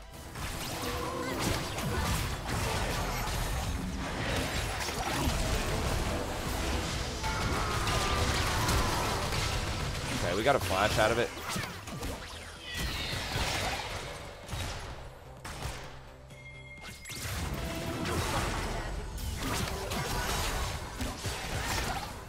I don't know where Zed is. Okay, never mind. He's still there.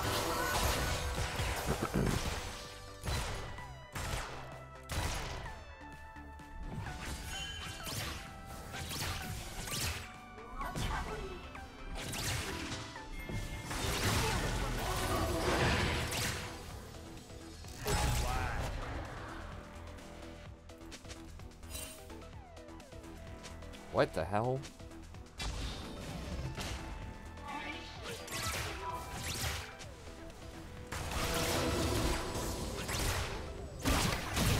Oof. That was a crit.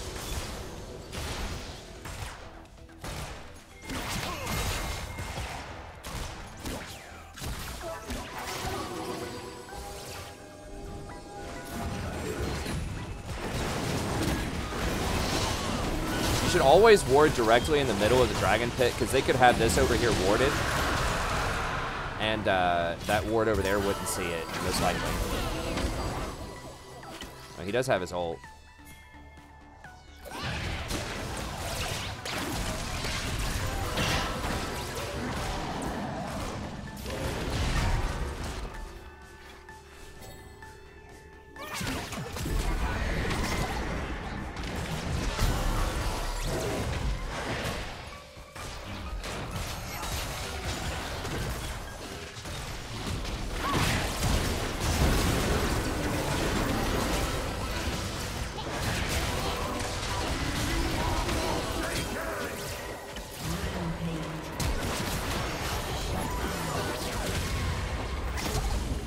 Oof, that was scary.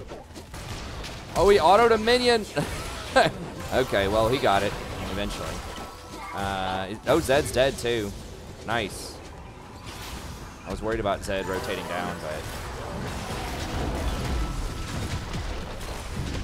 we're gonna get a triple charge off on this.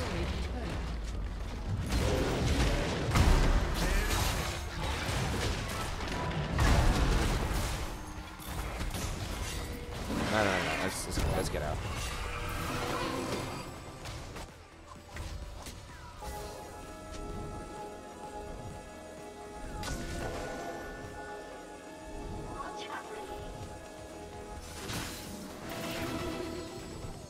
Okay, that was really, really good for us.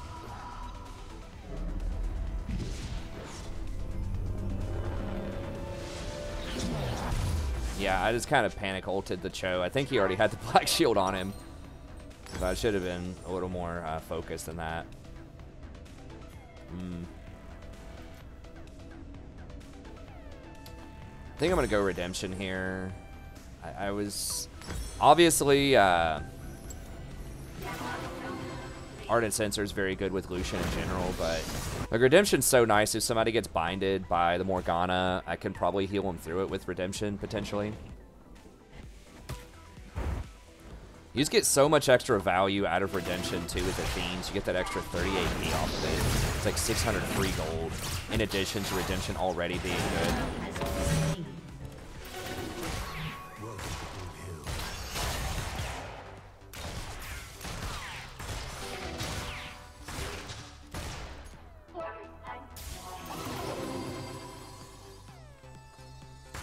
Huh. Pretty bad build on Lucian. I think the on-hit Black Cleaver is unequivocally what you should be doing, like, every game. I mean, this might give, like, more burst, I guess. You lose so much utility off of it, though. I don't know. Maybe, but I still think that Infinity Edge is better. Particularly if you're against the Zed, you know?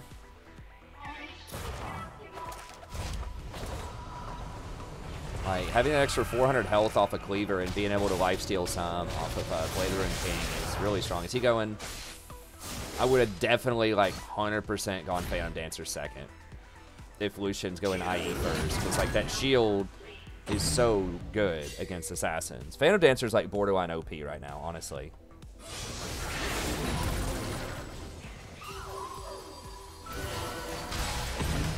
was seeing if he would go in, if we could bait him. Yeah, he's building a suboptimal build is what he's building, but...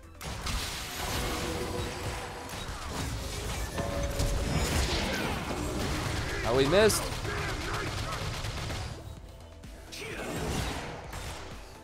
Did he flash it, or did we just flat miss it? I don't know.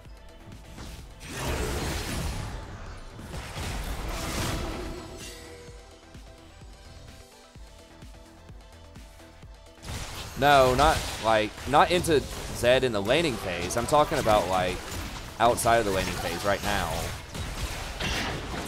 Just saying, like, be aware there's a Zed in the mid lane, and there's a high probability he's going to get fed right now. He's pretty good in this meta, so that's why I was saying, like, if you're going to go Infinity Edge anyways, you might as well get Phantom Dancer, because you're not going to be able to get Black Cleaver as easily with that build, so... And Cleaver gives you 400 health. Really good against Assassins. At least Phantom Dancer could give you like a 300 or 400 shield, which is not quite the same, but he did get Ninja Tabby though, which is nice.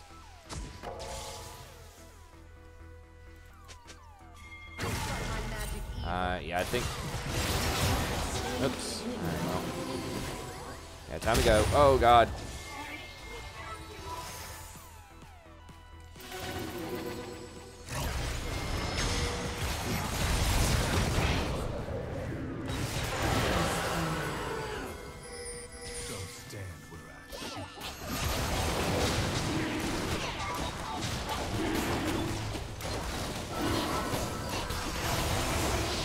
Got it. We should have waited on Lee.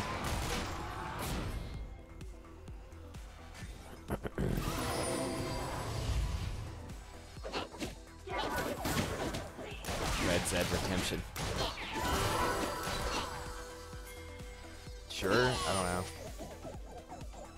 Static Shiv. I don't know, man. Like, that build, I'm not... I don't support that build. I mean, it does give him more wave clear, but... know. I'd be more concerned against surviving that 6-kill Zed. I mean, I can probably get him through it with exhaust and my ult and my W. Maybe he's thinking, like, I can just go more raw offense because I have this Sona backing me up, but I don't know, man. 2 lethality items. That does a lot of damage.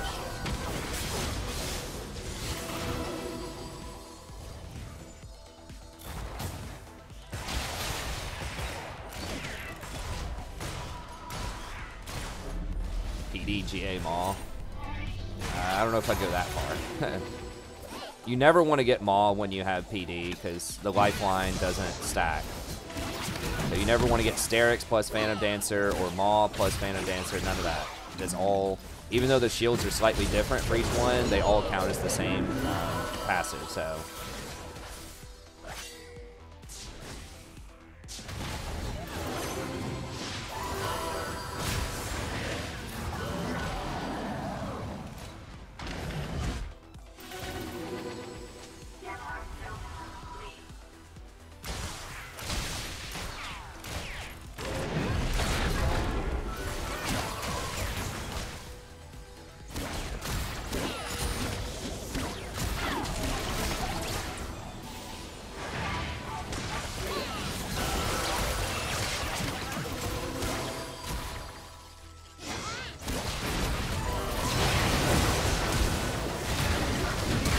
Just like that, I mean, even with my heal, I didn't get the exhaust off fast enough, but...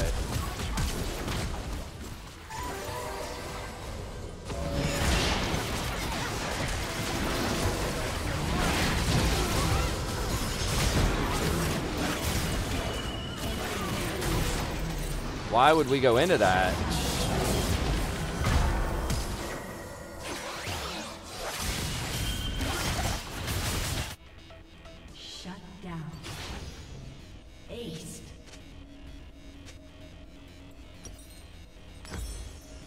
We got Lee syndromed.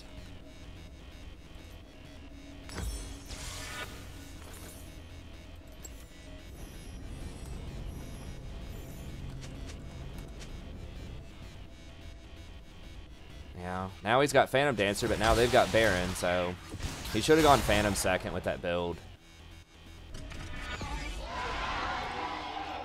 I mean, that's what you get for going Static Shiv.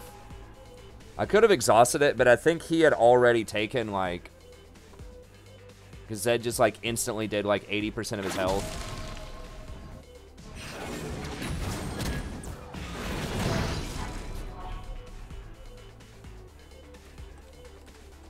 Your turret has been destroyed. Yeah, if he had Phantom, I probably could have healed him through that. Or if he had, you know, a standard Black Cleaver, Blazer, and King. Like, you should go Black Cleaver, like, Blazer and King, Black Cleaver, and then Phantom Dancer. Then you have the shield plus a lot of the extra health.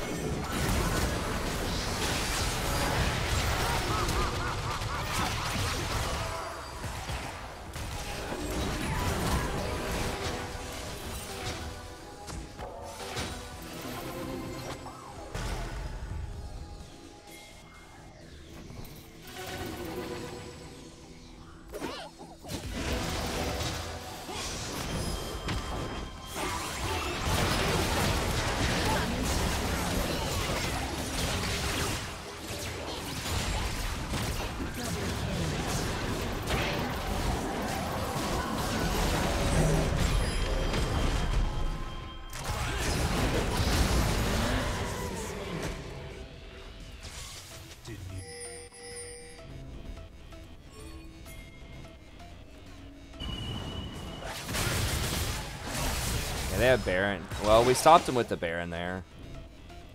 Which is good. An enemy is unstoppable. Come on, guys. I'm still going to get Tabby because of Zed. Shut down. Even though Cho is like who killed me last time. I think I could avoid Cho most of the time. Hopefully. But like there's still a decently high chance I get hit with like something. I could jinx Rockets or Zed or Do I have any theories about the ending of Game of Thrones? Yeah.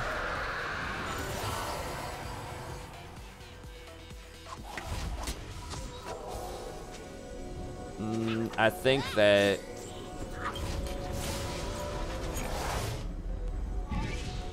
I feel like Jon is going to be given as I don't know. This is just a lot of justification. I don't know for sure, but I feel like he's gonna he's either gonna die in the end to save everybody, or he's gonna be given as some kind of like sacrifice or offering to become the next Night King in a peace deal, something like that.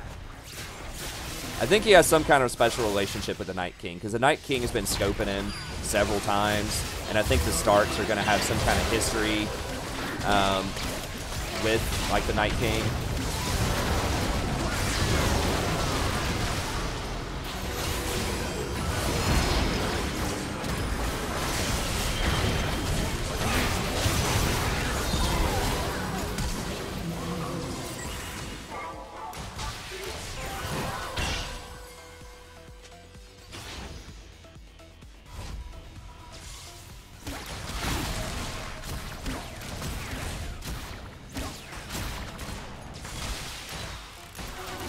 Like, you got caught. It was a really bad position.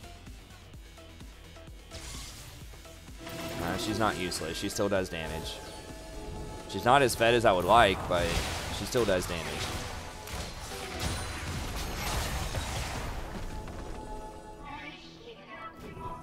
It's like you're face tanking all those people because you got caught. I don't think Lee was there at the start of that either.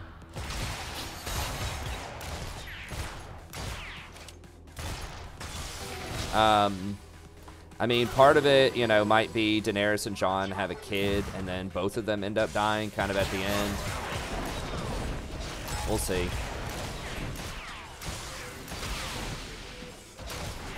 I think Sansa is probably the person who ends up with the throne.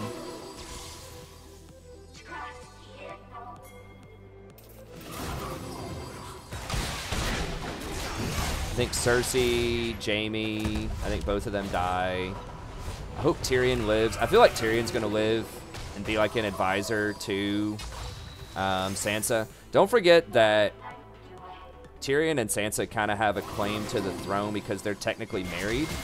I don't remember if that got annulled or not. Like, it depends on who you talk to, but in the Seven Kingdoms.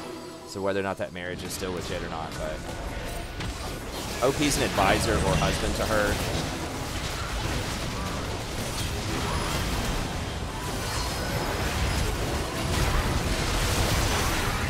Whoa! Holy shit, that old. Alright, well.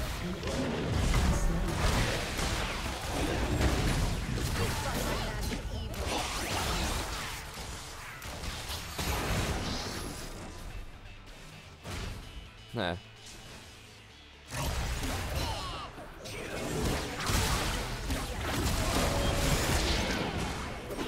I hope Bronn, like, the people that I really want to live are like Sam, Bronn. I think Sam will live.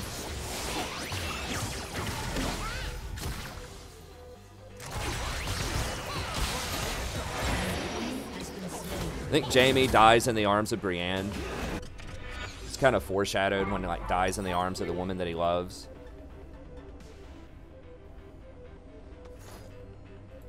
I think a lot of people are gonna die. But I mean, that's kind of a given. Better question's gonna be like, who lives?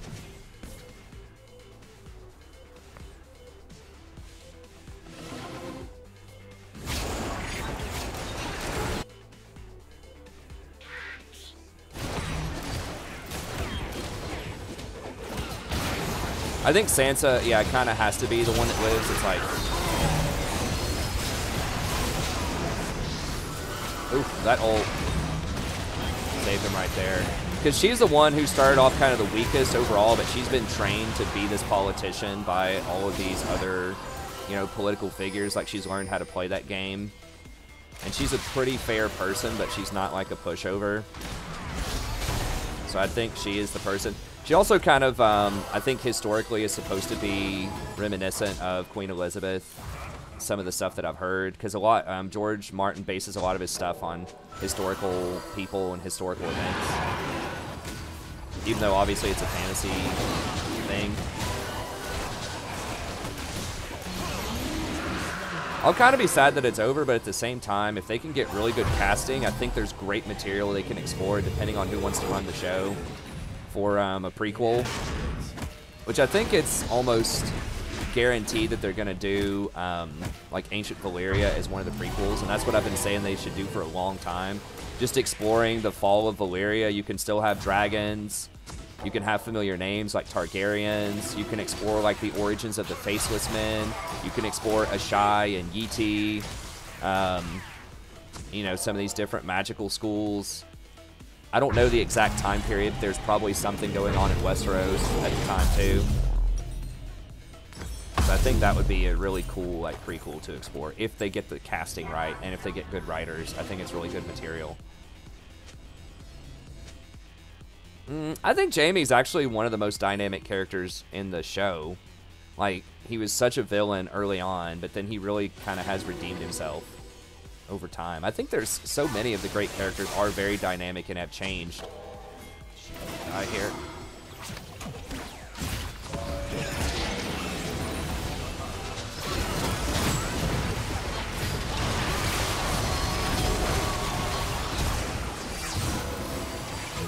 Okay, nice. I think we went off of that. I mean, that's what makes it a great show. Like, I think the first 3 seasons were my favorite for sure, and a lot of that's because it's fantasy, but it was also like political intrigue and political drama. It was like almost like a medieval drama. It just had a sprinkle of fantasy in it. So my favorite was season 2 when Tyrion was Hand of the King in King's Landing. That was great.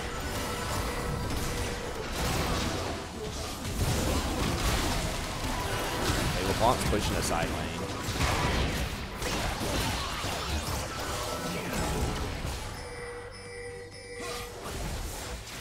Nah, they're not going to do Robert's Rebellion because the plot is already very well known. Like, it would be interesting to do that, but they've actually said that they're not going to do that. Because so much of the plot's already known, and it's like, it's too close to present day, and I think a lot of the actors... you would have a slightly different cast. I mean, you'd have a different cast, I guess. But, like, Tyrion was around during Robert's Rebellion, I think, right? I think a lot of the same people were still, like, around. You could do, like, a young Tyrion and a young Cersei, I suppose. Recast them. But the problem is there aren't any dragons in that, and there's not, like, a lot of magic in that, and dragons are one of the major selling points of the show, and the magic. Because the big thing was Dany brought magic back into the world that hadn't been there in a while. So that's why I don't think they'll do it, because the plot's really well known, but there's no White Walkers, there's no dragons, there's no magic.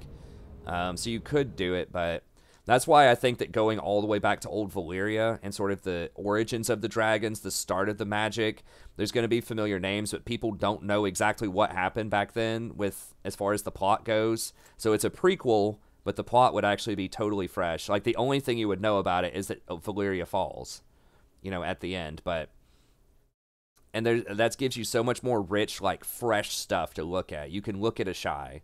You can look at Yeti. You can look at the origins of the Faceless Men. So, I don't know. To me, that has a lot more potential. Because I want to see Ashai. People always talk about Ashai in the books and, you know, sometimes on the show. I really like the Red Priest stuff and their magic. I want to know, like, what's up with that a little bit more. I mean, obviously they do some evil stuff, but that's like the one god that actually does some magic, you know. The White Walkers obviously have magic, but the Red God does resurrect people and all this stuff, so I think it's really cool. I want to know more about, like, deep into Essos, off into Ashai and Yeti and Sothoros or whatever that southern island is. I think there's a lot of really cool stuff you could do with that. Yeah, Tyrion's probably the most popular character. I don't think he's worthless. I think that they gave him better writing in the first, like, 3 or 4 seasons. I think he's had kind of a fall. The character's taken an interesting twist in the sense that, like, he was thought to be really smart and a great strategist, but he's goofed up. You know, when he went and was trying to advise Dany, he hasn't done a great job. When he was over in Essos advising her, and then even in King's Landing, you know, she lost a lot of major battles and conflicts and things because he made the wrong call. So, there are a lot more kind of like sex position, as people claimed it in like season 1 and season 2 to kind of get people's attention. You know, like Littlefinger gives his monologue and his Grandmaster plan in his brothel while there's like girls in the background doing lesbian stuff. I think they're doing a prequel about that with the Long Night as well. That would be another place they could explore. Like, how did the original Long Night happen? What was going on at the time? For the same reasons I just mentioned, except on the other side of the world. Like, you'd have familiar names. You'd have some Starks in there. You'd have some magic, you know, White Walkers, that type of stuff. What I'm hoping they do, and I'm not sure if the timelines line up correctly with this, but what I'm hoping would happen is that the Long Night could be in the same show as the Rise of Valyria. Like, supposedly the Long Night was like 8,000 years ago or something. But a lot of that history we've already seen. I'll put us back in queue here. We've already seen that a lot of that's inaccurate in the Citadel. A lot of those timelines are really fuzzy. Just like real history back in medieval time. People don't know exactly when, you know, especially back then before there was archaeological evidence, people don't know exactly when a lot of this stuff happened. You know, so when you see these old texts like, oh, this happened thousands of years ago or whatever, they don't know that for sure. But yeah, I'm hoping you could have that. So then you could have the same dynamic. You'd have Targaryens over in Valyria, and then you'd have like Starks and some people over in Westeros dealing with White Walker threats. I think that like dragons and the Red God are intimately related with the White Walkers. I think they're part of the same kind of cycle of the Song of Fire and Ice. I think they're all part of the same deal. So I would imagine that when like White Walkers start coming back into vogue, then that's when dragons and fire and stuff starts coming back too. I don't know the exact timing, season 1. It's tough to tell because just because something happens sequentially earlier in an episode doesn't mean that it happens earlier in the timeline, because you jump between scenes. But like the White Walkers may have started coming back down because Dany hatched those eggs. Or like maybe she hatched the eggs because the White Walkers were coming back and there was part of that magic was at play. So I think they are destined to do battle with each other. Yeah, I think Dany gets pregnant. I think they've been foreshadowing that. Some people have said maybe she dies in childbirth. That takes like 9 months, unless it's some magical childbirth. And I don't know if this season is supposed to span 9 months. Maybe it is in 6 episodes. But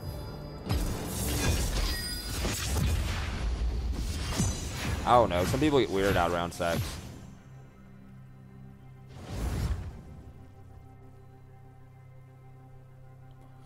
Well, there is a lot of plot. There is a lot of development. I mean, it's not all like Littlefinger's brothel.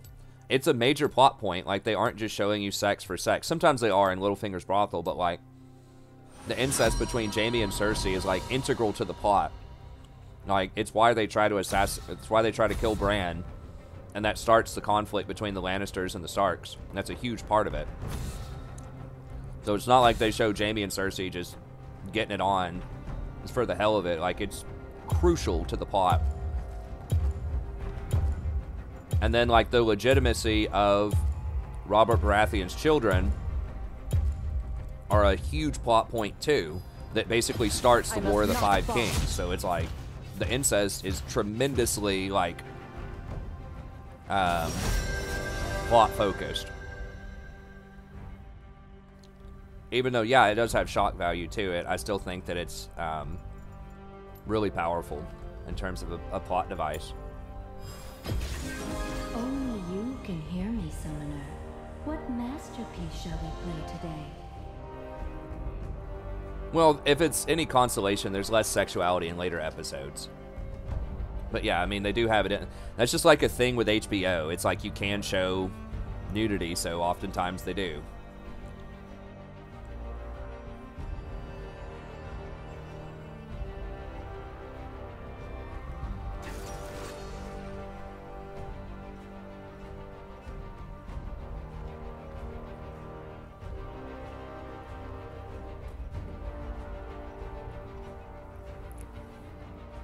I don't think it's really built on shock value, kind of, but I don't think they do stuff just to do stuff. I think it makes sense why they do certain things. There are certain twists and turns, but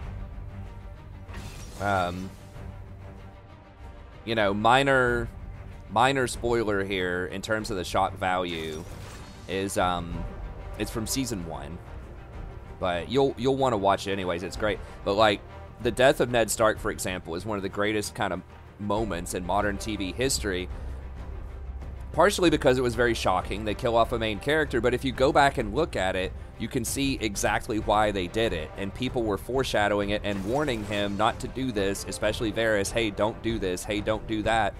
And it really reflects like realism of like politics, like medieval type of politics, particularly in this game. Like really good people don't end up very well a lot of times. Like you have to be a little ruthless, but you don't want to be too ruthless. Like you have to be very careful and calculated. And so there's real consequences in the show, especially in early seasons. Like nobody has, or very few people have like severe plot armor. Like bad stuff happens to almost everybody. And so I think in that ways, it's not just shock value. It's not like just randomly killing off characters. There's some shock, but it's the way that it gets developed and creates that sense of danger and like kind of realism to the politics with real stakes and real consequences. You know, it's not like War of the Rings where you just run in and fight off like 50 people and like nobody dies. Most of the time, if someone's trying to fight off 50 people, some bad stuff's going to happen. I'm dodging this. We've got a Caitlyn and a Mordekaiser top lane, and they have a Zillion comboed with a Vayne and a Katarina. So there's just like too high of a probability that they're just going to go off. It does. I mean, you can just ignore it or fast forward. But yeah, the first season and then some of the second season has more sexuality, but they dial it back a little bit in season 3, 4, 5. Like there's some, but they definitely dialed it back. I think Emilia Clarke specifically, after season 3 or so, once she got a bit more like bargaining power when they were renewing her contract, she was like, I want less nude scenes. So she got it.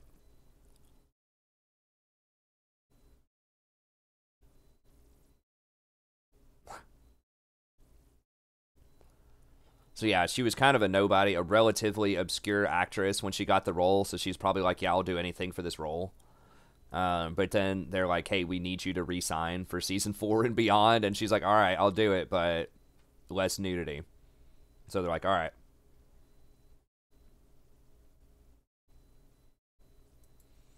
Yeah, I mean, the stuff with some of the main characters, I won't give too many spoilers, but yeah, some of the torture stuff that goes on with some of the main characters, that was something that I thought was a little off, but it made sense to his character development. I think they spent too long on that character and his house representation.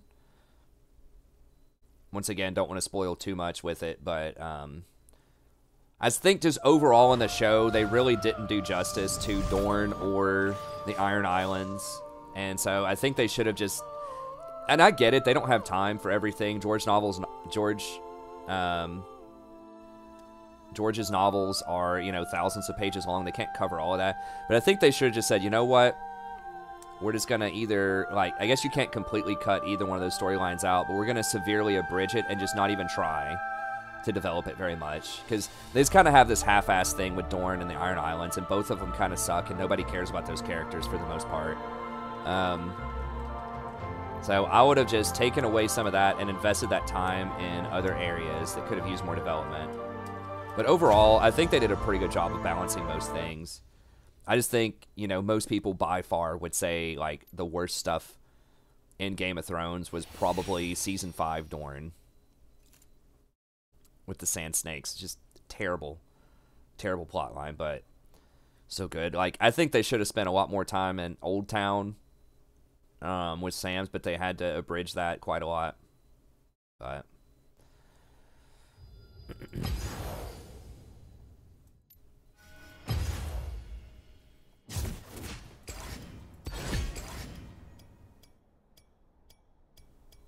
alright, let's see what timer. It should just be a 5-minute timer. Okay, good.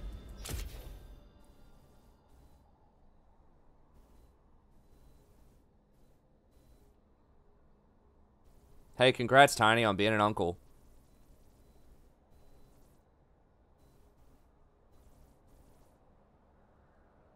Huh. The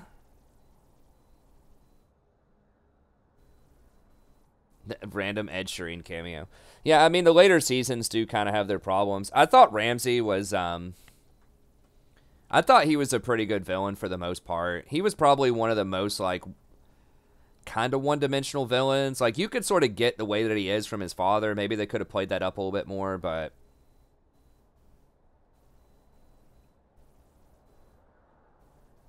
Yeah, he was bordering on, like, a cartoonish, you know, character villain. Like, he's so evil.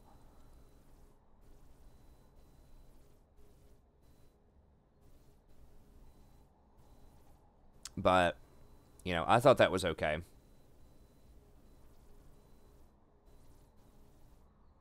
Yeah, it sucks because, you know, yeah, Viper was, he was one of the coolest characters, but that's kind of, I mean, that's how it works in the books, too. But yeah, it definitely, he had too much hubris.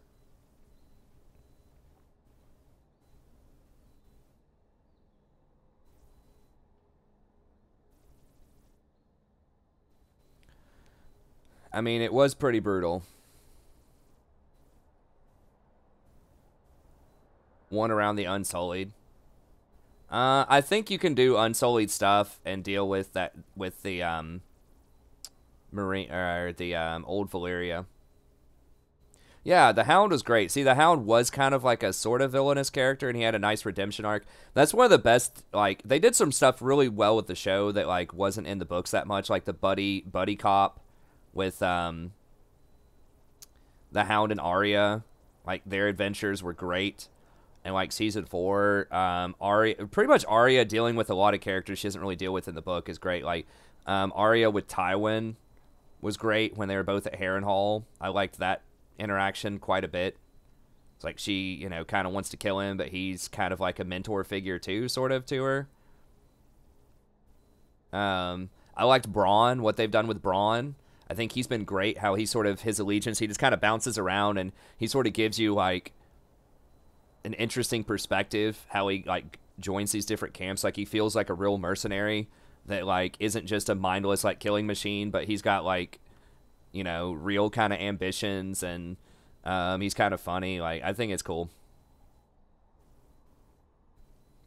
Yeah, Tormund, they did a great job of characterizing Tormund. I think the worst adaptation I've seen, and we'll see how it plays out in Season 8, but the worst thing from books to show is they made the White Walkers into the most stereotypical villains you can draw up. Like, basically a science experiment gone wrong that turns on humanity. It's like, come on, man. That's like the plot of every sci-fi movie. Like, oh, we're at war. We needed to create, you know, a weapon to deal with the enemy, and the weapon turned on us. It's like, that's the plot to every, like, every sci-fi movie ever.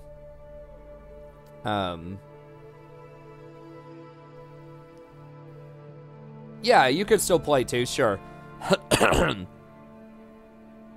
Yeah, Mr. Magpie's got you covered, man.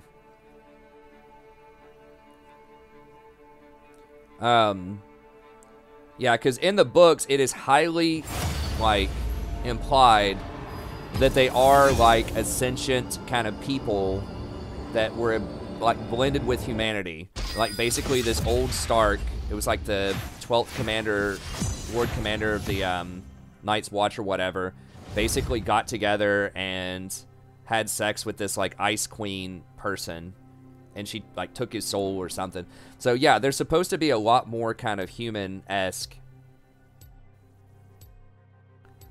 And, like, to have a culture and to have their own language and to have their own reasoning behind what they do. And maybe that can still happen. But, like, the way they portrayed it in the show is they're just kind of like this, you know, mindless, evil group who, like, has some intelligence to them, but they don't seem to have any sort of, like, dynamicness, you know, dynamism to their personality. It's just like mindless, just go kill all living things. That's how it seems in the show. And with the origin story that they saw through Bran, it's like they were turned into this as a weapon of war, and that's how it was explained. When in general, like in the books, it's implied they're a much more ancient kind of species that's been around for, you know, a really long time, that kind of has its own culture and has its own thing, that occasionally comes into conflicts with people that are for reasons that are unknown, that in some ways are tied with fire, probably, or tied with the fire god. So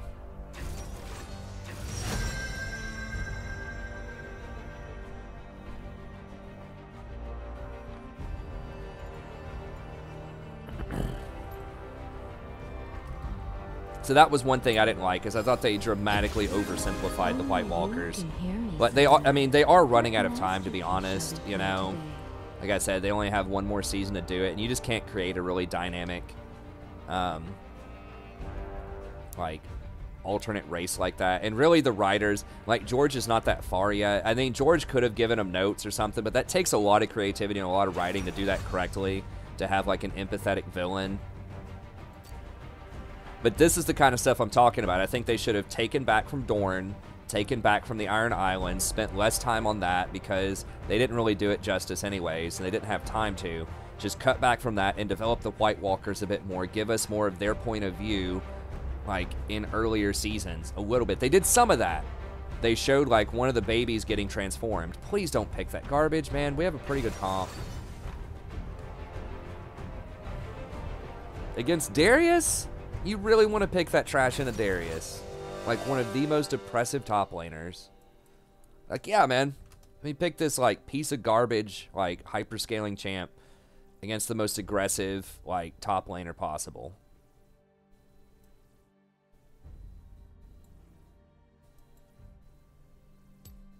This guy played Nico at all. I think he's 80% on her. Their team's not like that good. I should probably dodge it. I don't know. The Graves is pretty good. Okay, so tomorrow's viewers night because Sammy donated $100, basically. So we have another. We still have viewers night on Sunday, but Sammy donated for it on Friday. So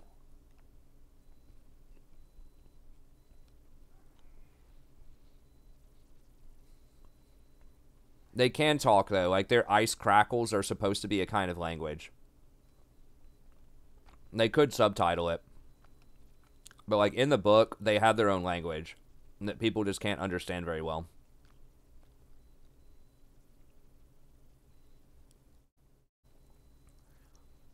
Yeah, but they're not a force of nature. Like, they clearly have some kind of agenda, and they do think. It's just a wasted opportunity. Like, it's just, like, too generic.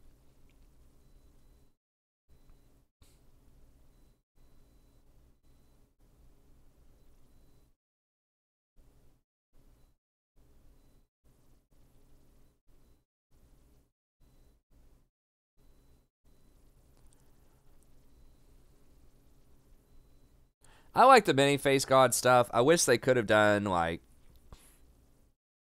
They maybe could have done that a bit faster, but they didn't want Arya to come back over too early. I mean, maybe they could have brought her back a little bit earlier, but...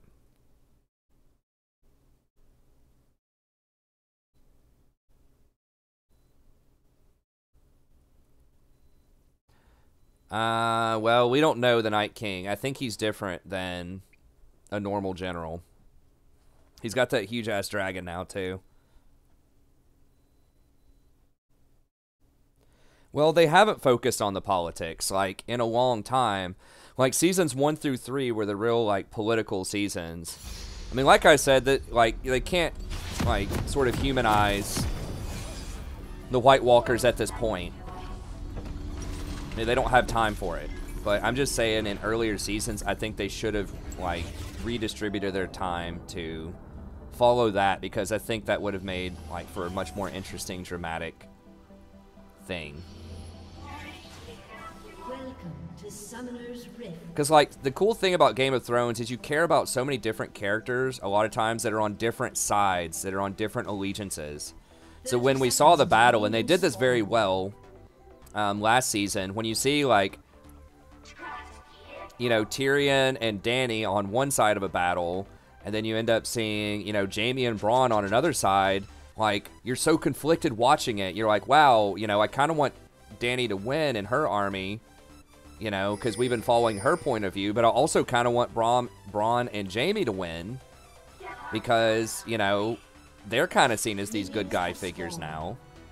And so you're not really sure who to root for. And I think that's really cool. And a lot of shows don't have that. It's like there's a very clear villain. There's a very clear good guy. But that's the great thing about Game of Thrones is a lot of times many characters switch back and forth between being good and being bad because a lot of the ones that are purely bad or purely good end up dying. So you're not really sure, like, what's going on, you know? And I think that was, like, one of the best things. And so if they could have humanized the White Walkers a bit more like that, I would have liked it. But they just feel, like, a little cartoonish. And like someone was saying, Ramsay is just, like, so diabolical. I mean, he does have a reasonable backstory. His dad's really messed up, and he, you know, wasn't respected, and he really, like, it's a power grab. So, like, his motivations are clear. I think he's a believable character. He just wasn't, like, as dynamic as some other characters. But I think they should have done more with the White Walkers, though. But because in the book, it's heavily implied that they're more than just mindless killing machines. And so I feel like they really shortchanged it. But, you know, George maybe doesn't have all of those ideas yet, and Dan and Dave aren't as good of writers as George, you know? They're doing the best they can, but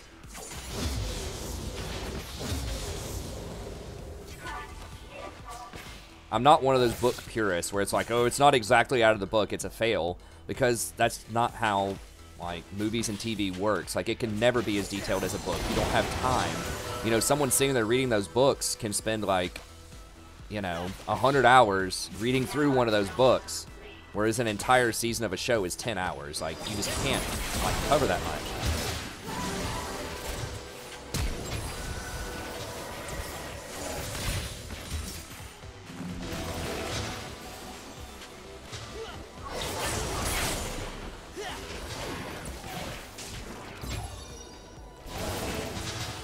Is the jungler coming, or is Ezreal just crazy?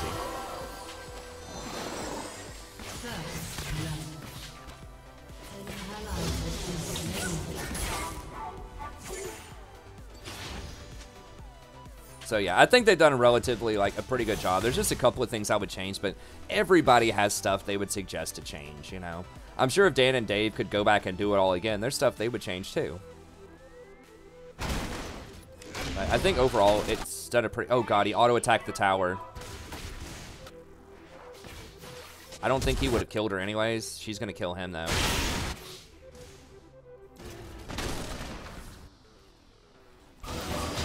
Damn, that was close. Well, that's some awkward stuff going on there.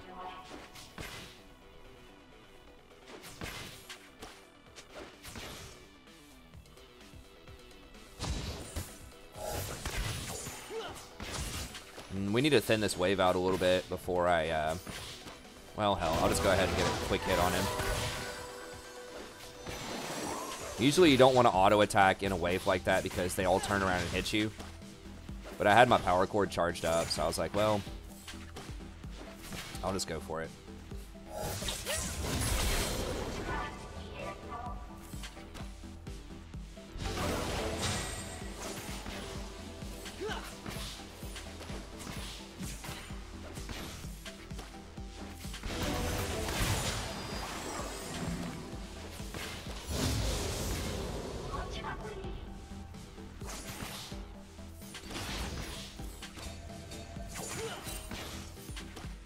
Yeah, it's just a different medium, you know. You have to change what you're doing, given your constraints. Like, you just can't spend that long on stuff. It costs money, you know, to make all these productions, especially with all the CGI and stuff like that, you know. In a book, it doesn't cost anything. It just costs time for the author, but it's not like the same thing as trying to get a studio to give you, you know, an extra $10 million.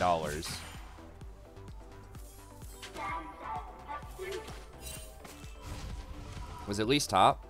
No, he just died solo.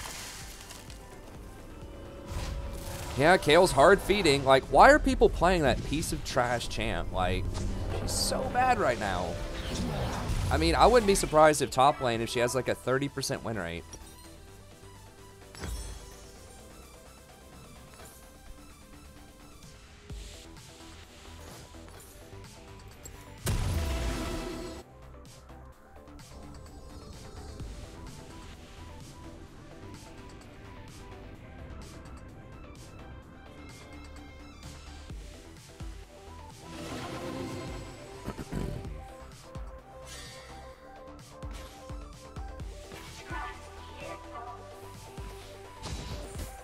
Graves is doing very well, though. Silas is doing pretty well. Like, Nico's doing well, so maybe we can carry this Kayle if she just stops dying top.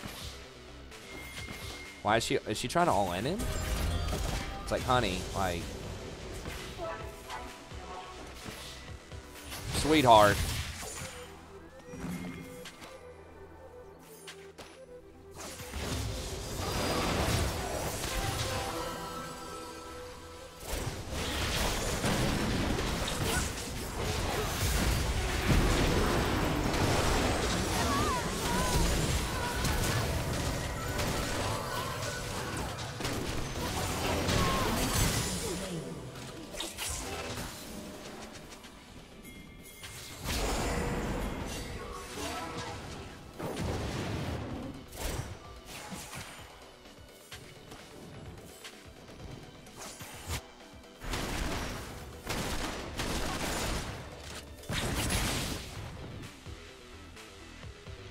Did they take? How did they get that from us? Oh, they got it with a cannon shuriken.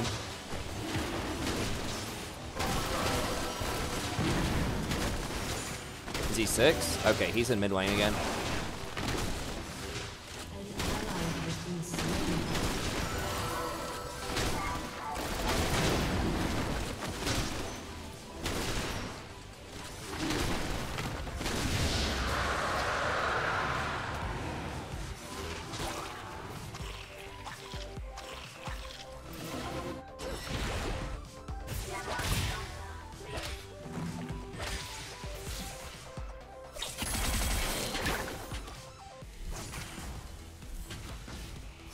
I'm like almost 100% positive that new Kayle is worse than old Kayle, like by a mile. Old Kayle was really strong at level 16 too, but old Kayle could like at least had some all-in threat. Like old Kayle could attack while she's ulting herself.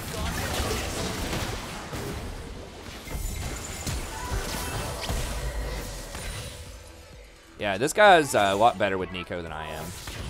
He's practiced it a couple of times.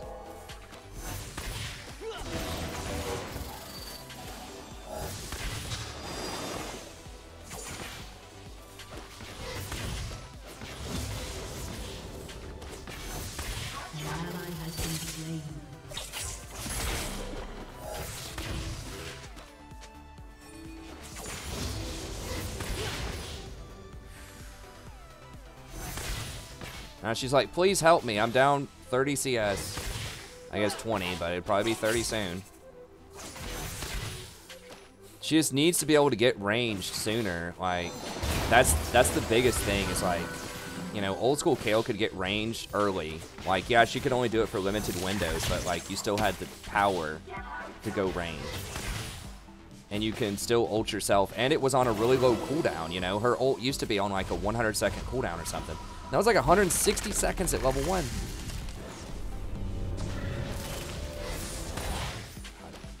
That's annoying. He has his tier 2, so, you know, he doesn't mind having a delayed back.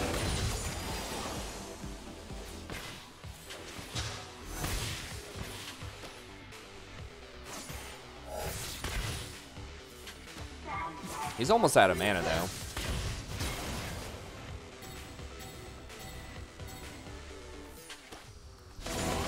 I could have gotten an auto on him, I think.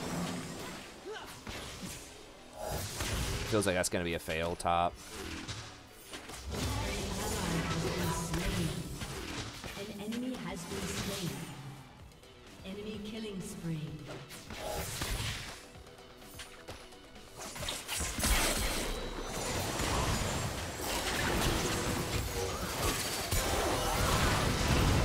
Fuck.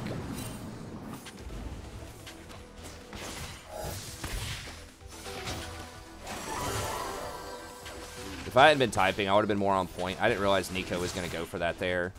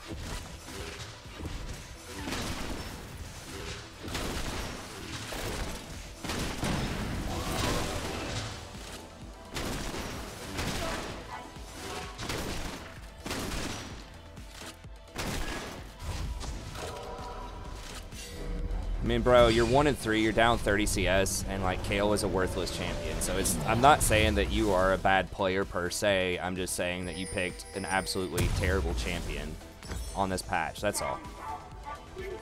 Yeah, I'm gonna go ahead and just finish Athene's here. Boots are nice, but that item's so powerful. Enemy killing spree. Nico's auto range is 550. Nico, I think, is a really good AD carry on this patch.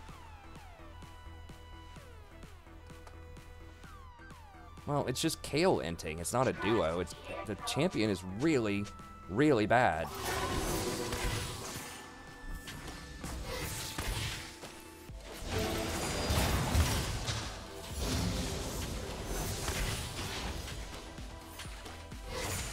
Like, I don't say that about a lot of champs. Like, oh my god, you can't play that champion. But I swear, I think Kayle is like possibly the worst champion.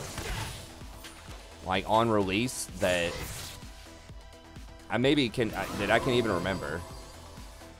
Who beats Darius one-on-one? A lot of champions, if you can outplay him. Like, especially like Teemo, Gnar, Kennen, Victor, any of the range type of champs.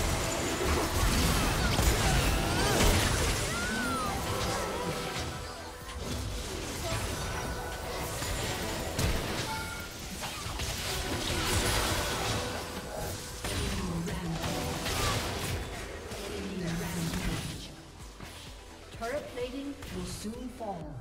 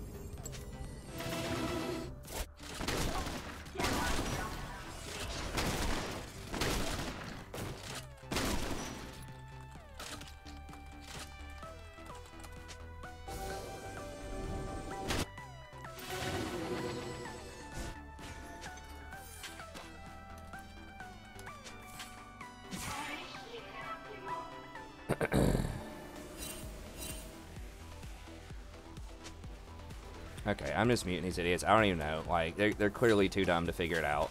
Like, you don't play around weak champions. Like, that, you win League of Legends by playing around your strong champions.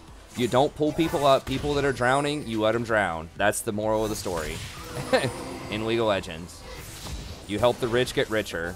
That's just how the game works in terms of snowballing and item compounding and all of that stuff. Like, that's how the game is balanced.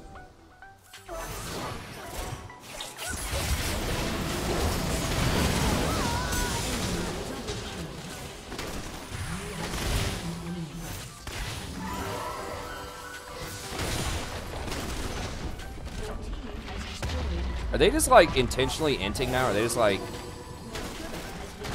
I can't tell, honestly. It's 1-5 and 1-9 in our solo lanes. And they keep dying together. I think they literally just got 1v2'd by the Darius.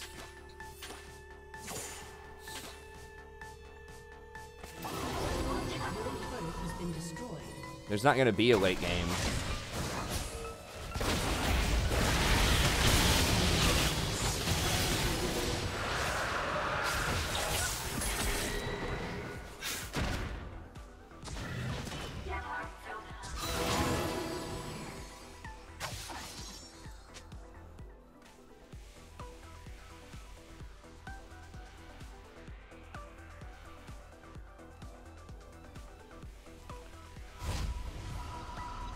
I mean, like, Darius kind of falls off, but he's 6-0. I mean, I'm not going to give up, but I'm worried. Hell yeah, I'm worried. Like, you'd be a fool not to be worried if you're trying to win this game. It's not just his kills. They have, like, tier 2 towers down already.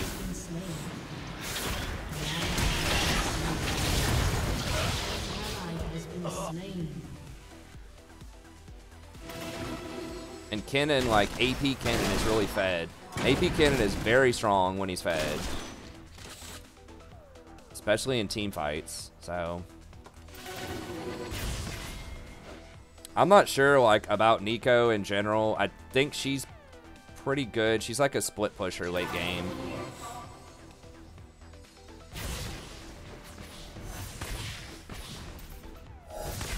Well, it's not just that Darius is 6-0. It's that Kayle is back 60 CS at multiple levels. She's down 2 levels in 60 CS. And 2 towers. And Sylas is also really far behind.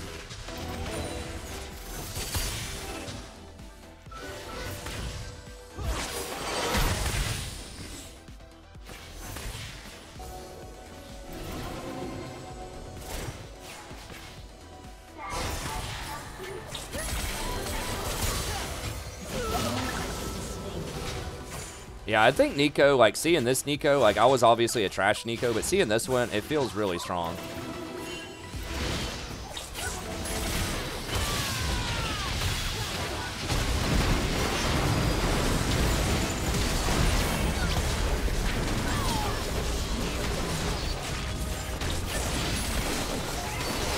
Oh my god!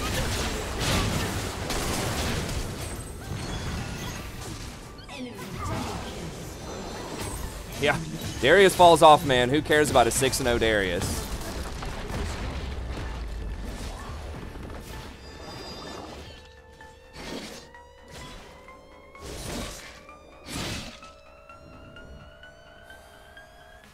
Yeah, I did op.gg review him. I don't know. Maybe I should have dodged it. It's like everyone looked good except for the Kayle, though, on their champs. Sylas didn't have a lot of games played. Like, I know Kayle is going to feed. But, like, the Graves was pretty strong. The Nico, like, is a really good pick. I think that Nico's been playing fine. Graves been relatively doing all right. Just his big mistake was trying to play around top. Just Kayle is such an anchor straight to the bottom of the gutter. Like, like I said, I don't usually talk that bad about a champ, so I know people are going to love her. And she's just, like, really, really, really bad right now. Am I dead? Yeah, maybe.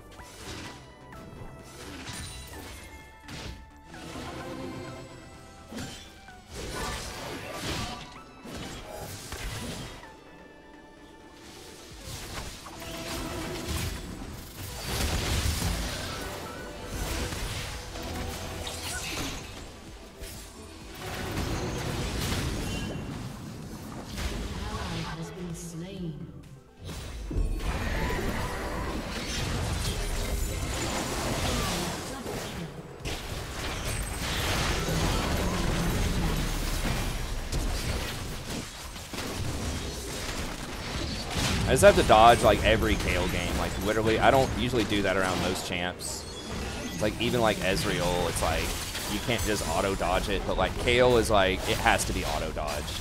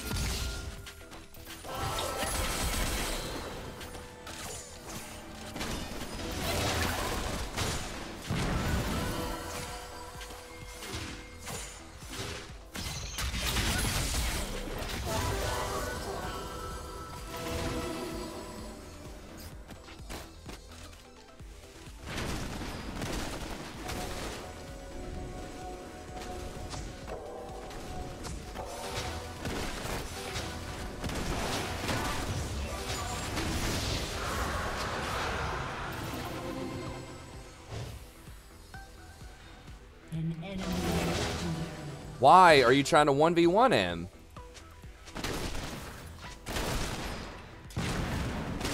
Dude, that's got to be reportable, right? Like, he's 11-0, and she's running up into him? Is she really that bad?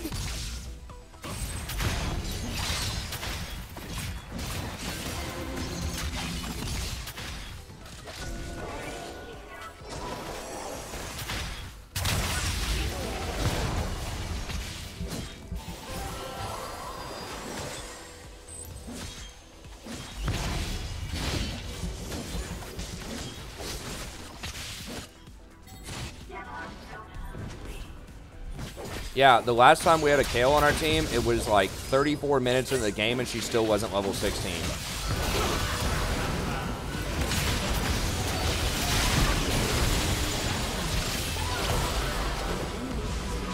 If we win this game, it's like 100% going to be, well, it's going to be in a large portion to most likely Nico and me.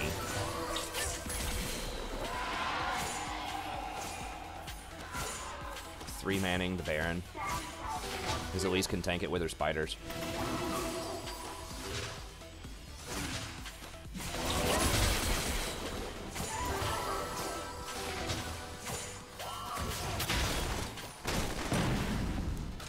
No, but like, it's...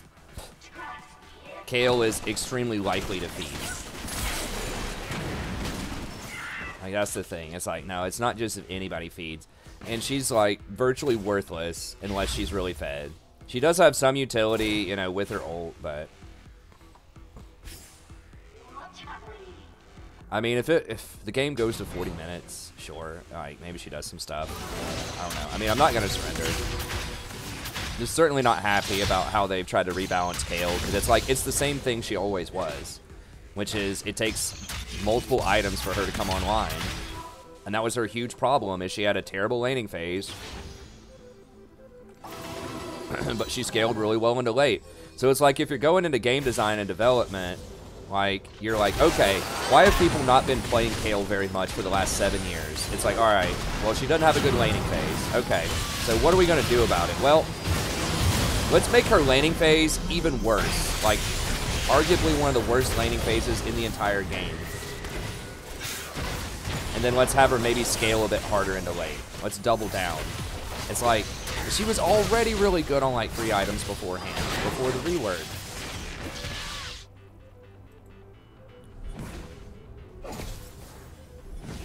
Like, why not, I don't know, give her a better laning phase? Since that's why people never played her in the first place.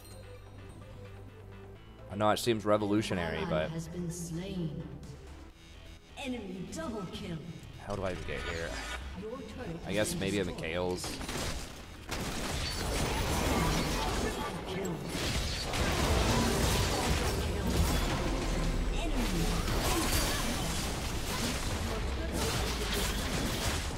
Kale sucks way worse than Nasus. Nasus has lifesteal at least. He has a wither. Like, you can slow people down for ganks. I don't, does Kale even have a slow anymore? I don't think new Kale has a slow, does she? She's still got her heal for a speed up, I guess, but I don't think her E slows. And her Q is, what the hell is her Q even? I can remember E and W, but I can't remember what her Q does. Yeah, I would put her in the jungle. I think that's her best place, but I still think she's bad. And I could just play Master Yi. Oh, the Q does slow. I can't even remember what her Q does, honestly.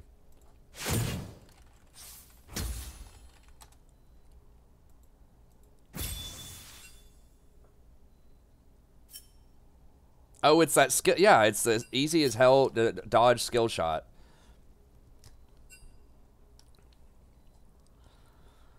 What is this champion's win rate? I know it was like 40% in the jungle.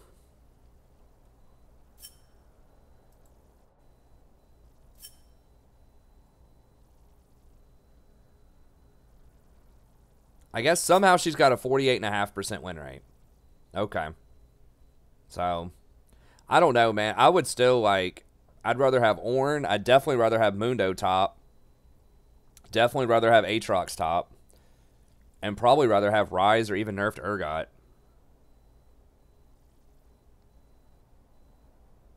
Well, I mean, part of it was, like, mid lane was turbo feeding with Kayle. Like, they were tag teaming, just seeing who could feed the Darius more top lane.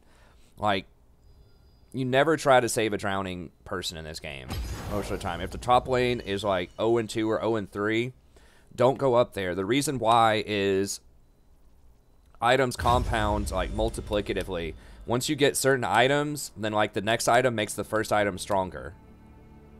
So, like, 2 items it's more than just 1 + 1 = 2 in League of Legends. When you have 2 items, because stats work together. So, you know, if you're something like a crit champion, right? You get Infinity Edge. Like, that does pretty nice, like, at first, right? Because you get 25% critical strike and you get this extra crit bonus. But, like, that extra crit bonus means that the next time you get more critical strike, it's going to be even more valuable than that. So the compounding nature of stats in this game means that, like, it's a lot harder to take somebody down when they have multiple items. You know, a lot harder than people usually think.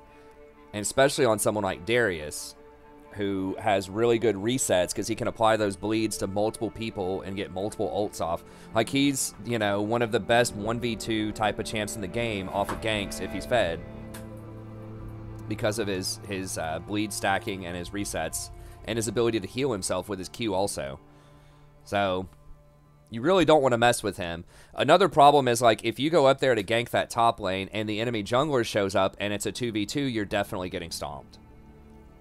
So, like, that's why a lot of times if top lane's feeding, you just have to go gank somewhere else. Or if bot lane's feeding, you have to go gank somewhere else, because if the enemy jungler shows up, then you're probably going to lose. But then also, because of the compounding nature of how stats work in the game, then, like, there's a decent chance they'll turn it around on you.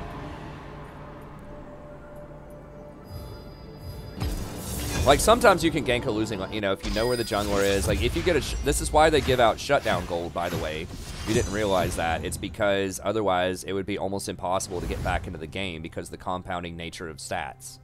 Like, the game would snowball really, really hard out of control if there wasn't shutdown gold.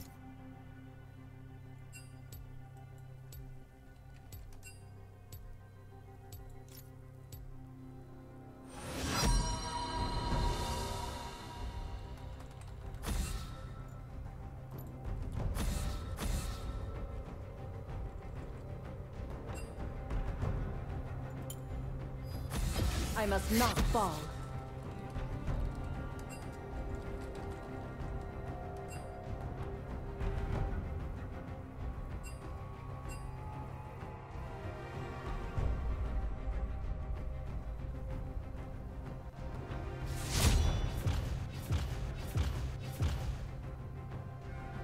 Kayle is not great.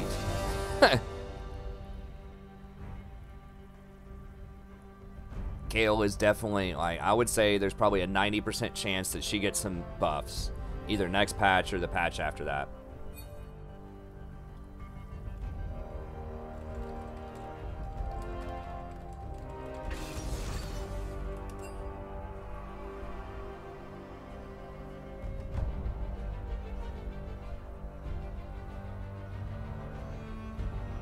I don't know how many Kayles you've seen in your game, but, like, every single Kayle that I've seen, either on my team or the enemy team, turbo feeds.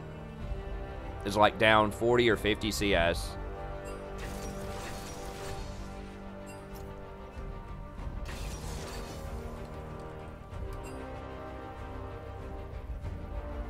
Yeah, Tibbers, though, is, it's like, I forgot what it was. Tibbers... Wait, is Tibbers, though, the guy that's, like, eat my Q, or is that the other one? I get him confused sometimes.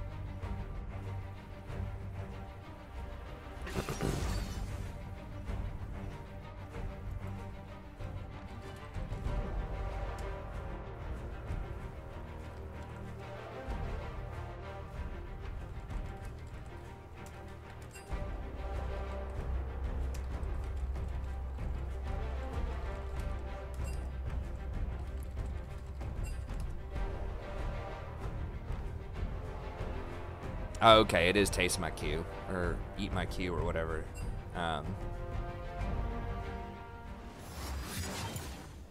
Who dodged? Okay, I'm gonna... Wait a second. Enjoy my Q, okay.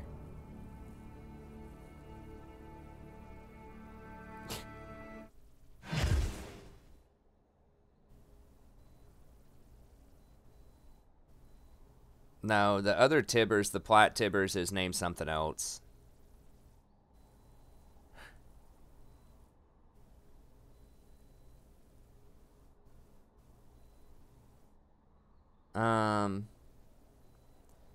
Top laner who has the least counter picks. Depends on how good you are with...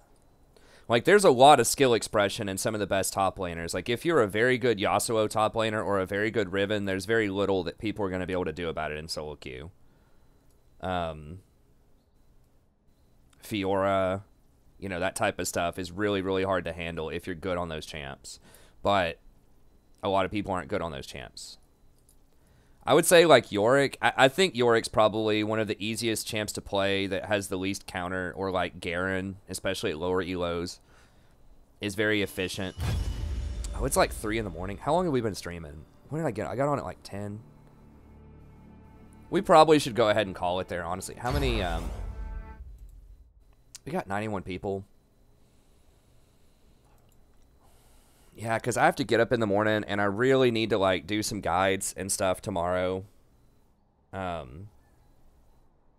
Jace can be very strong, too, if you're good on him. I think we better go ahead and call it, because I have, like, guides and some other stuff I need to do, and I have to get up and take care of my daughter in the morning, so I can't sleep all day.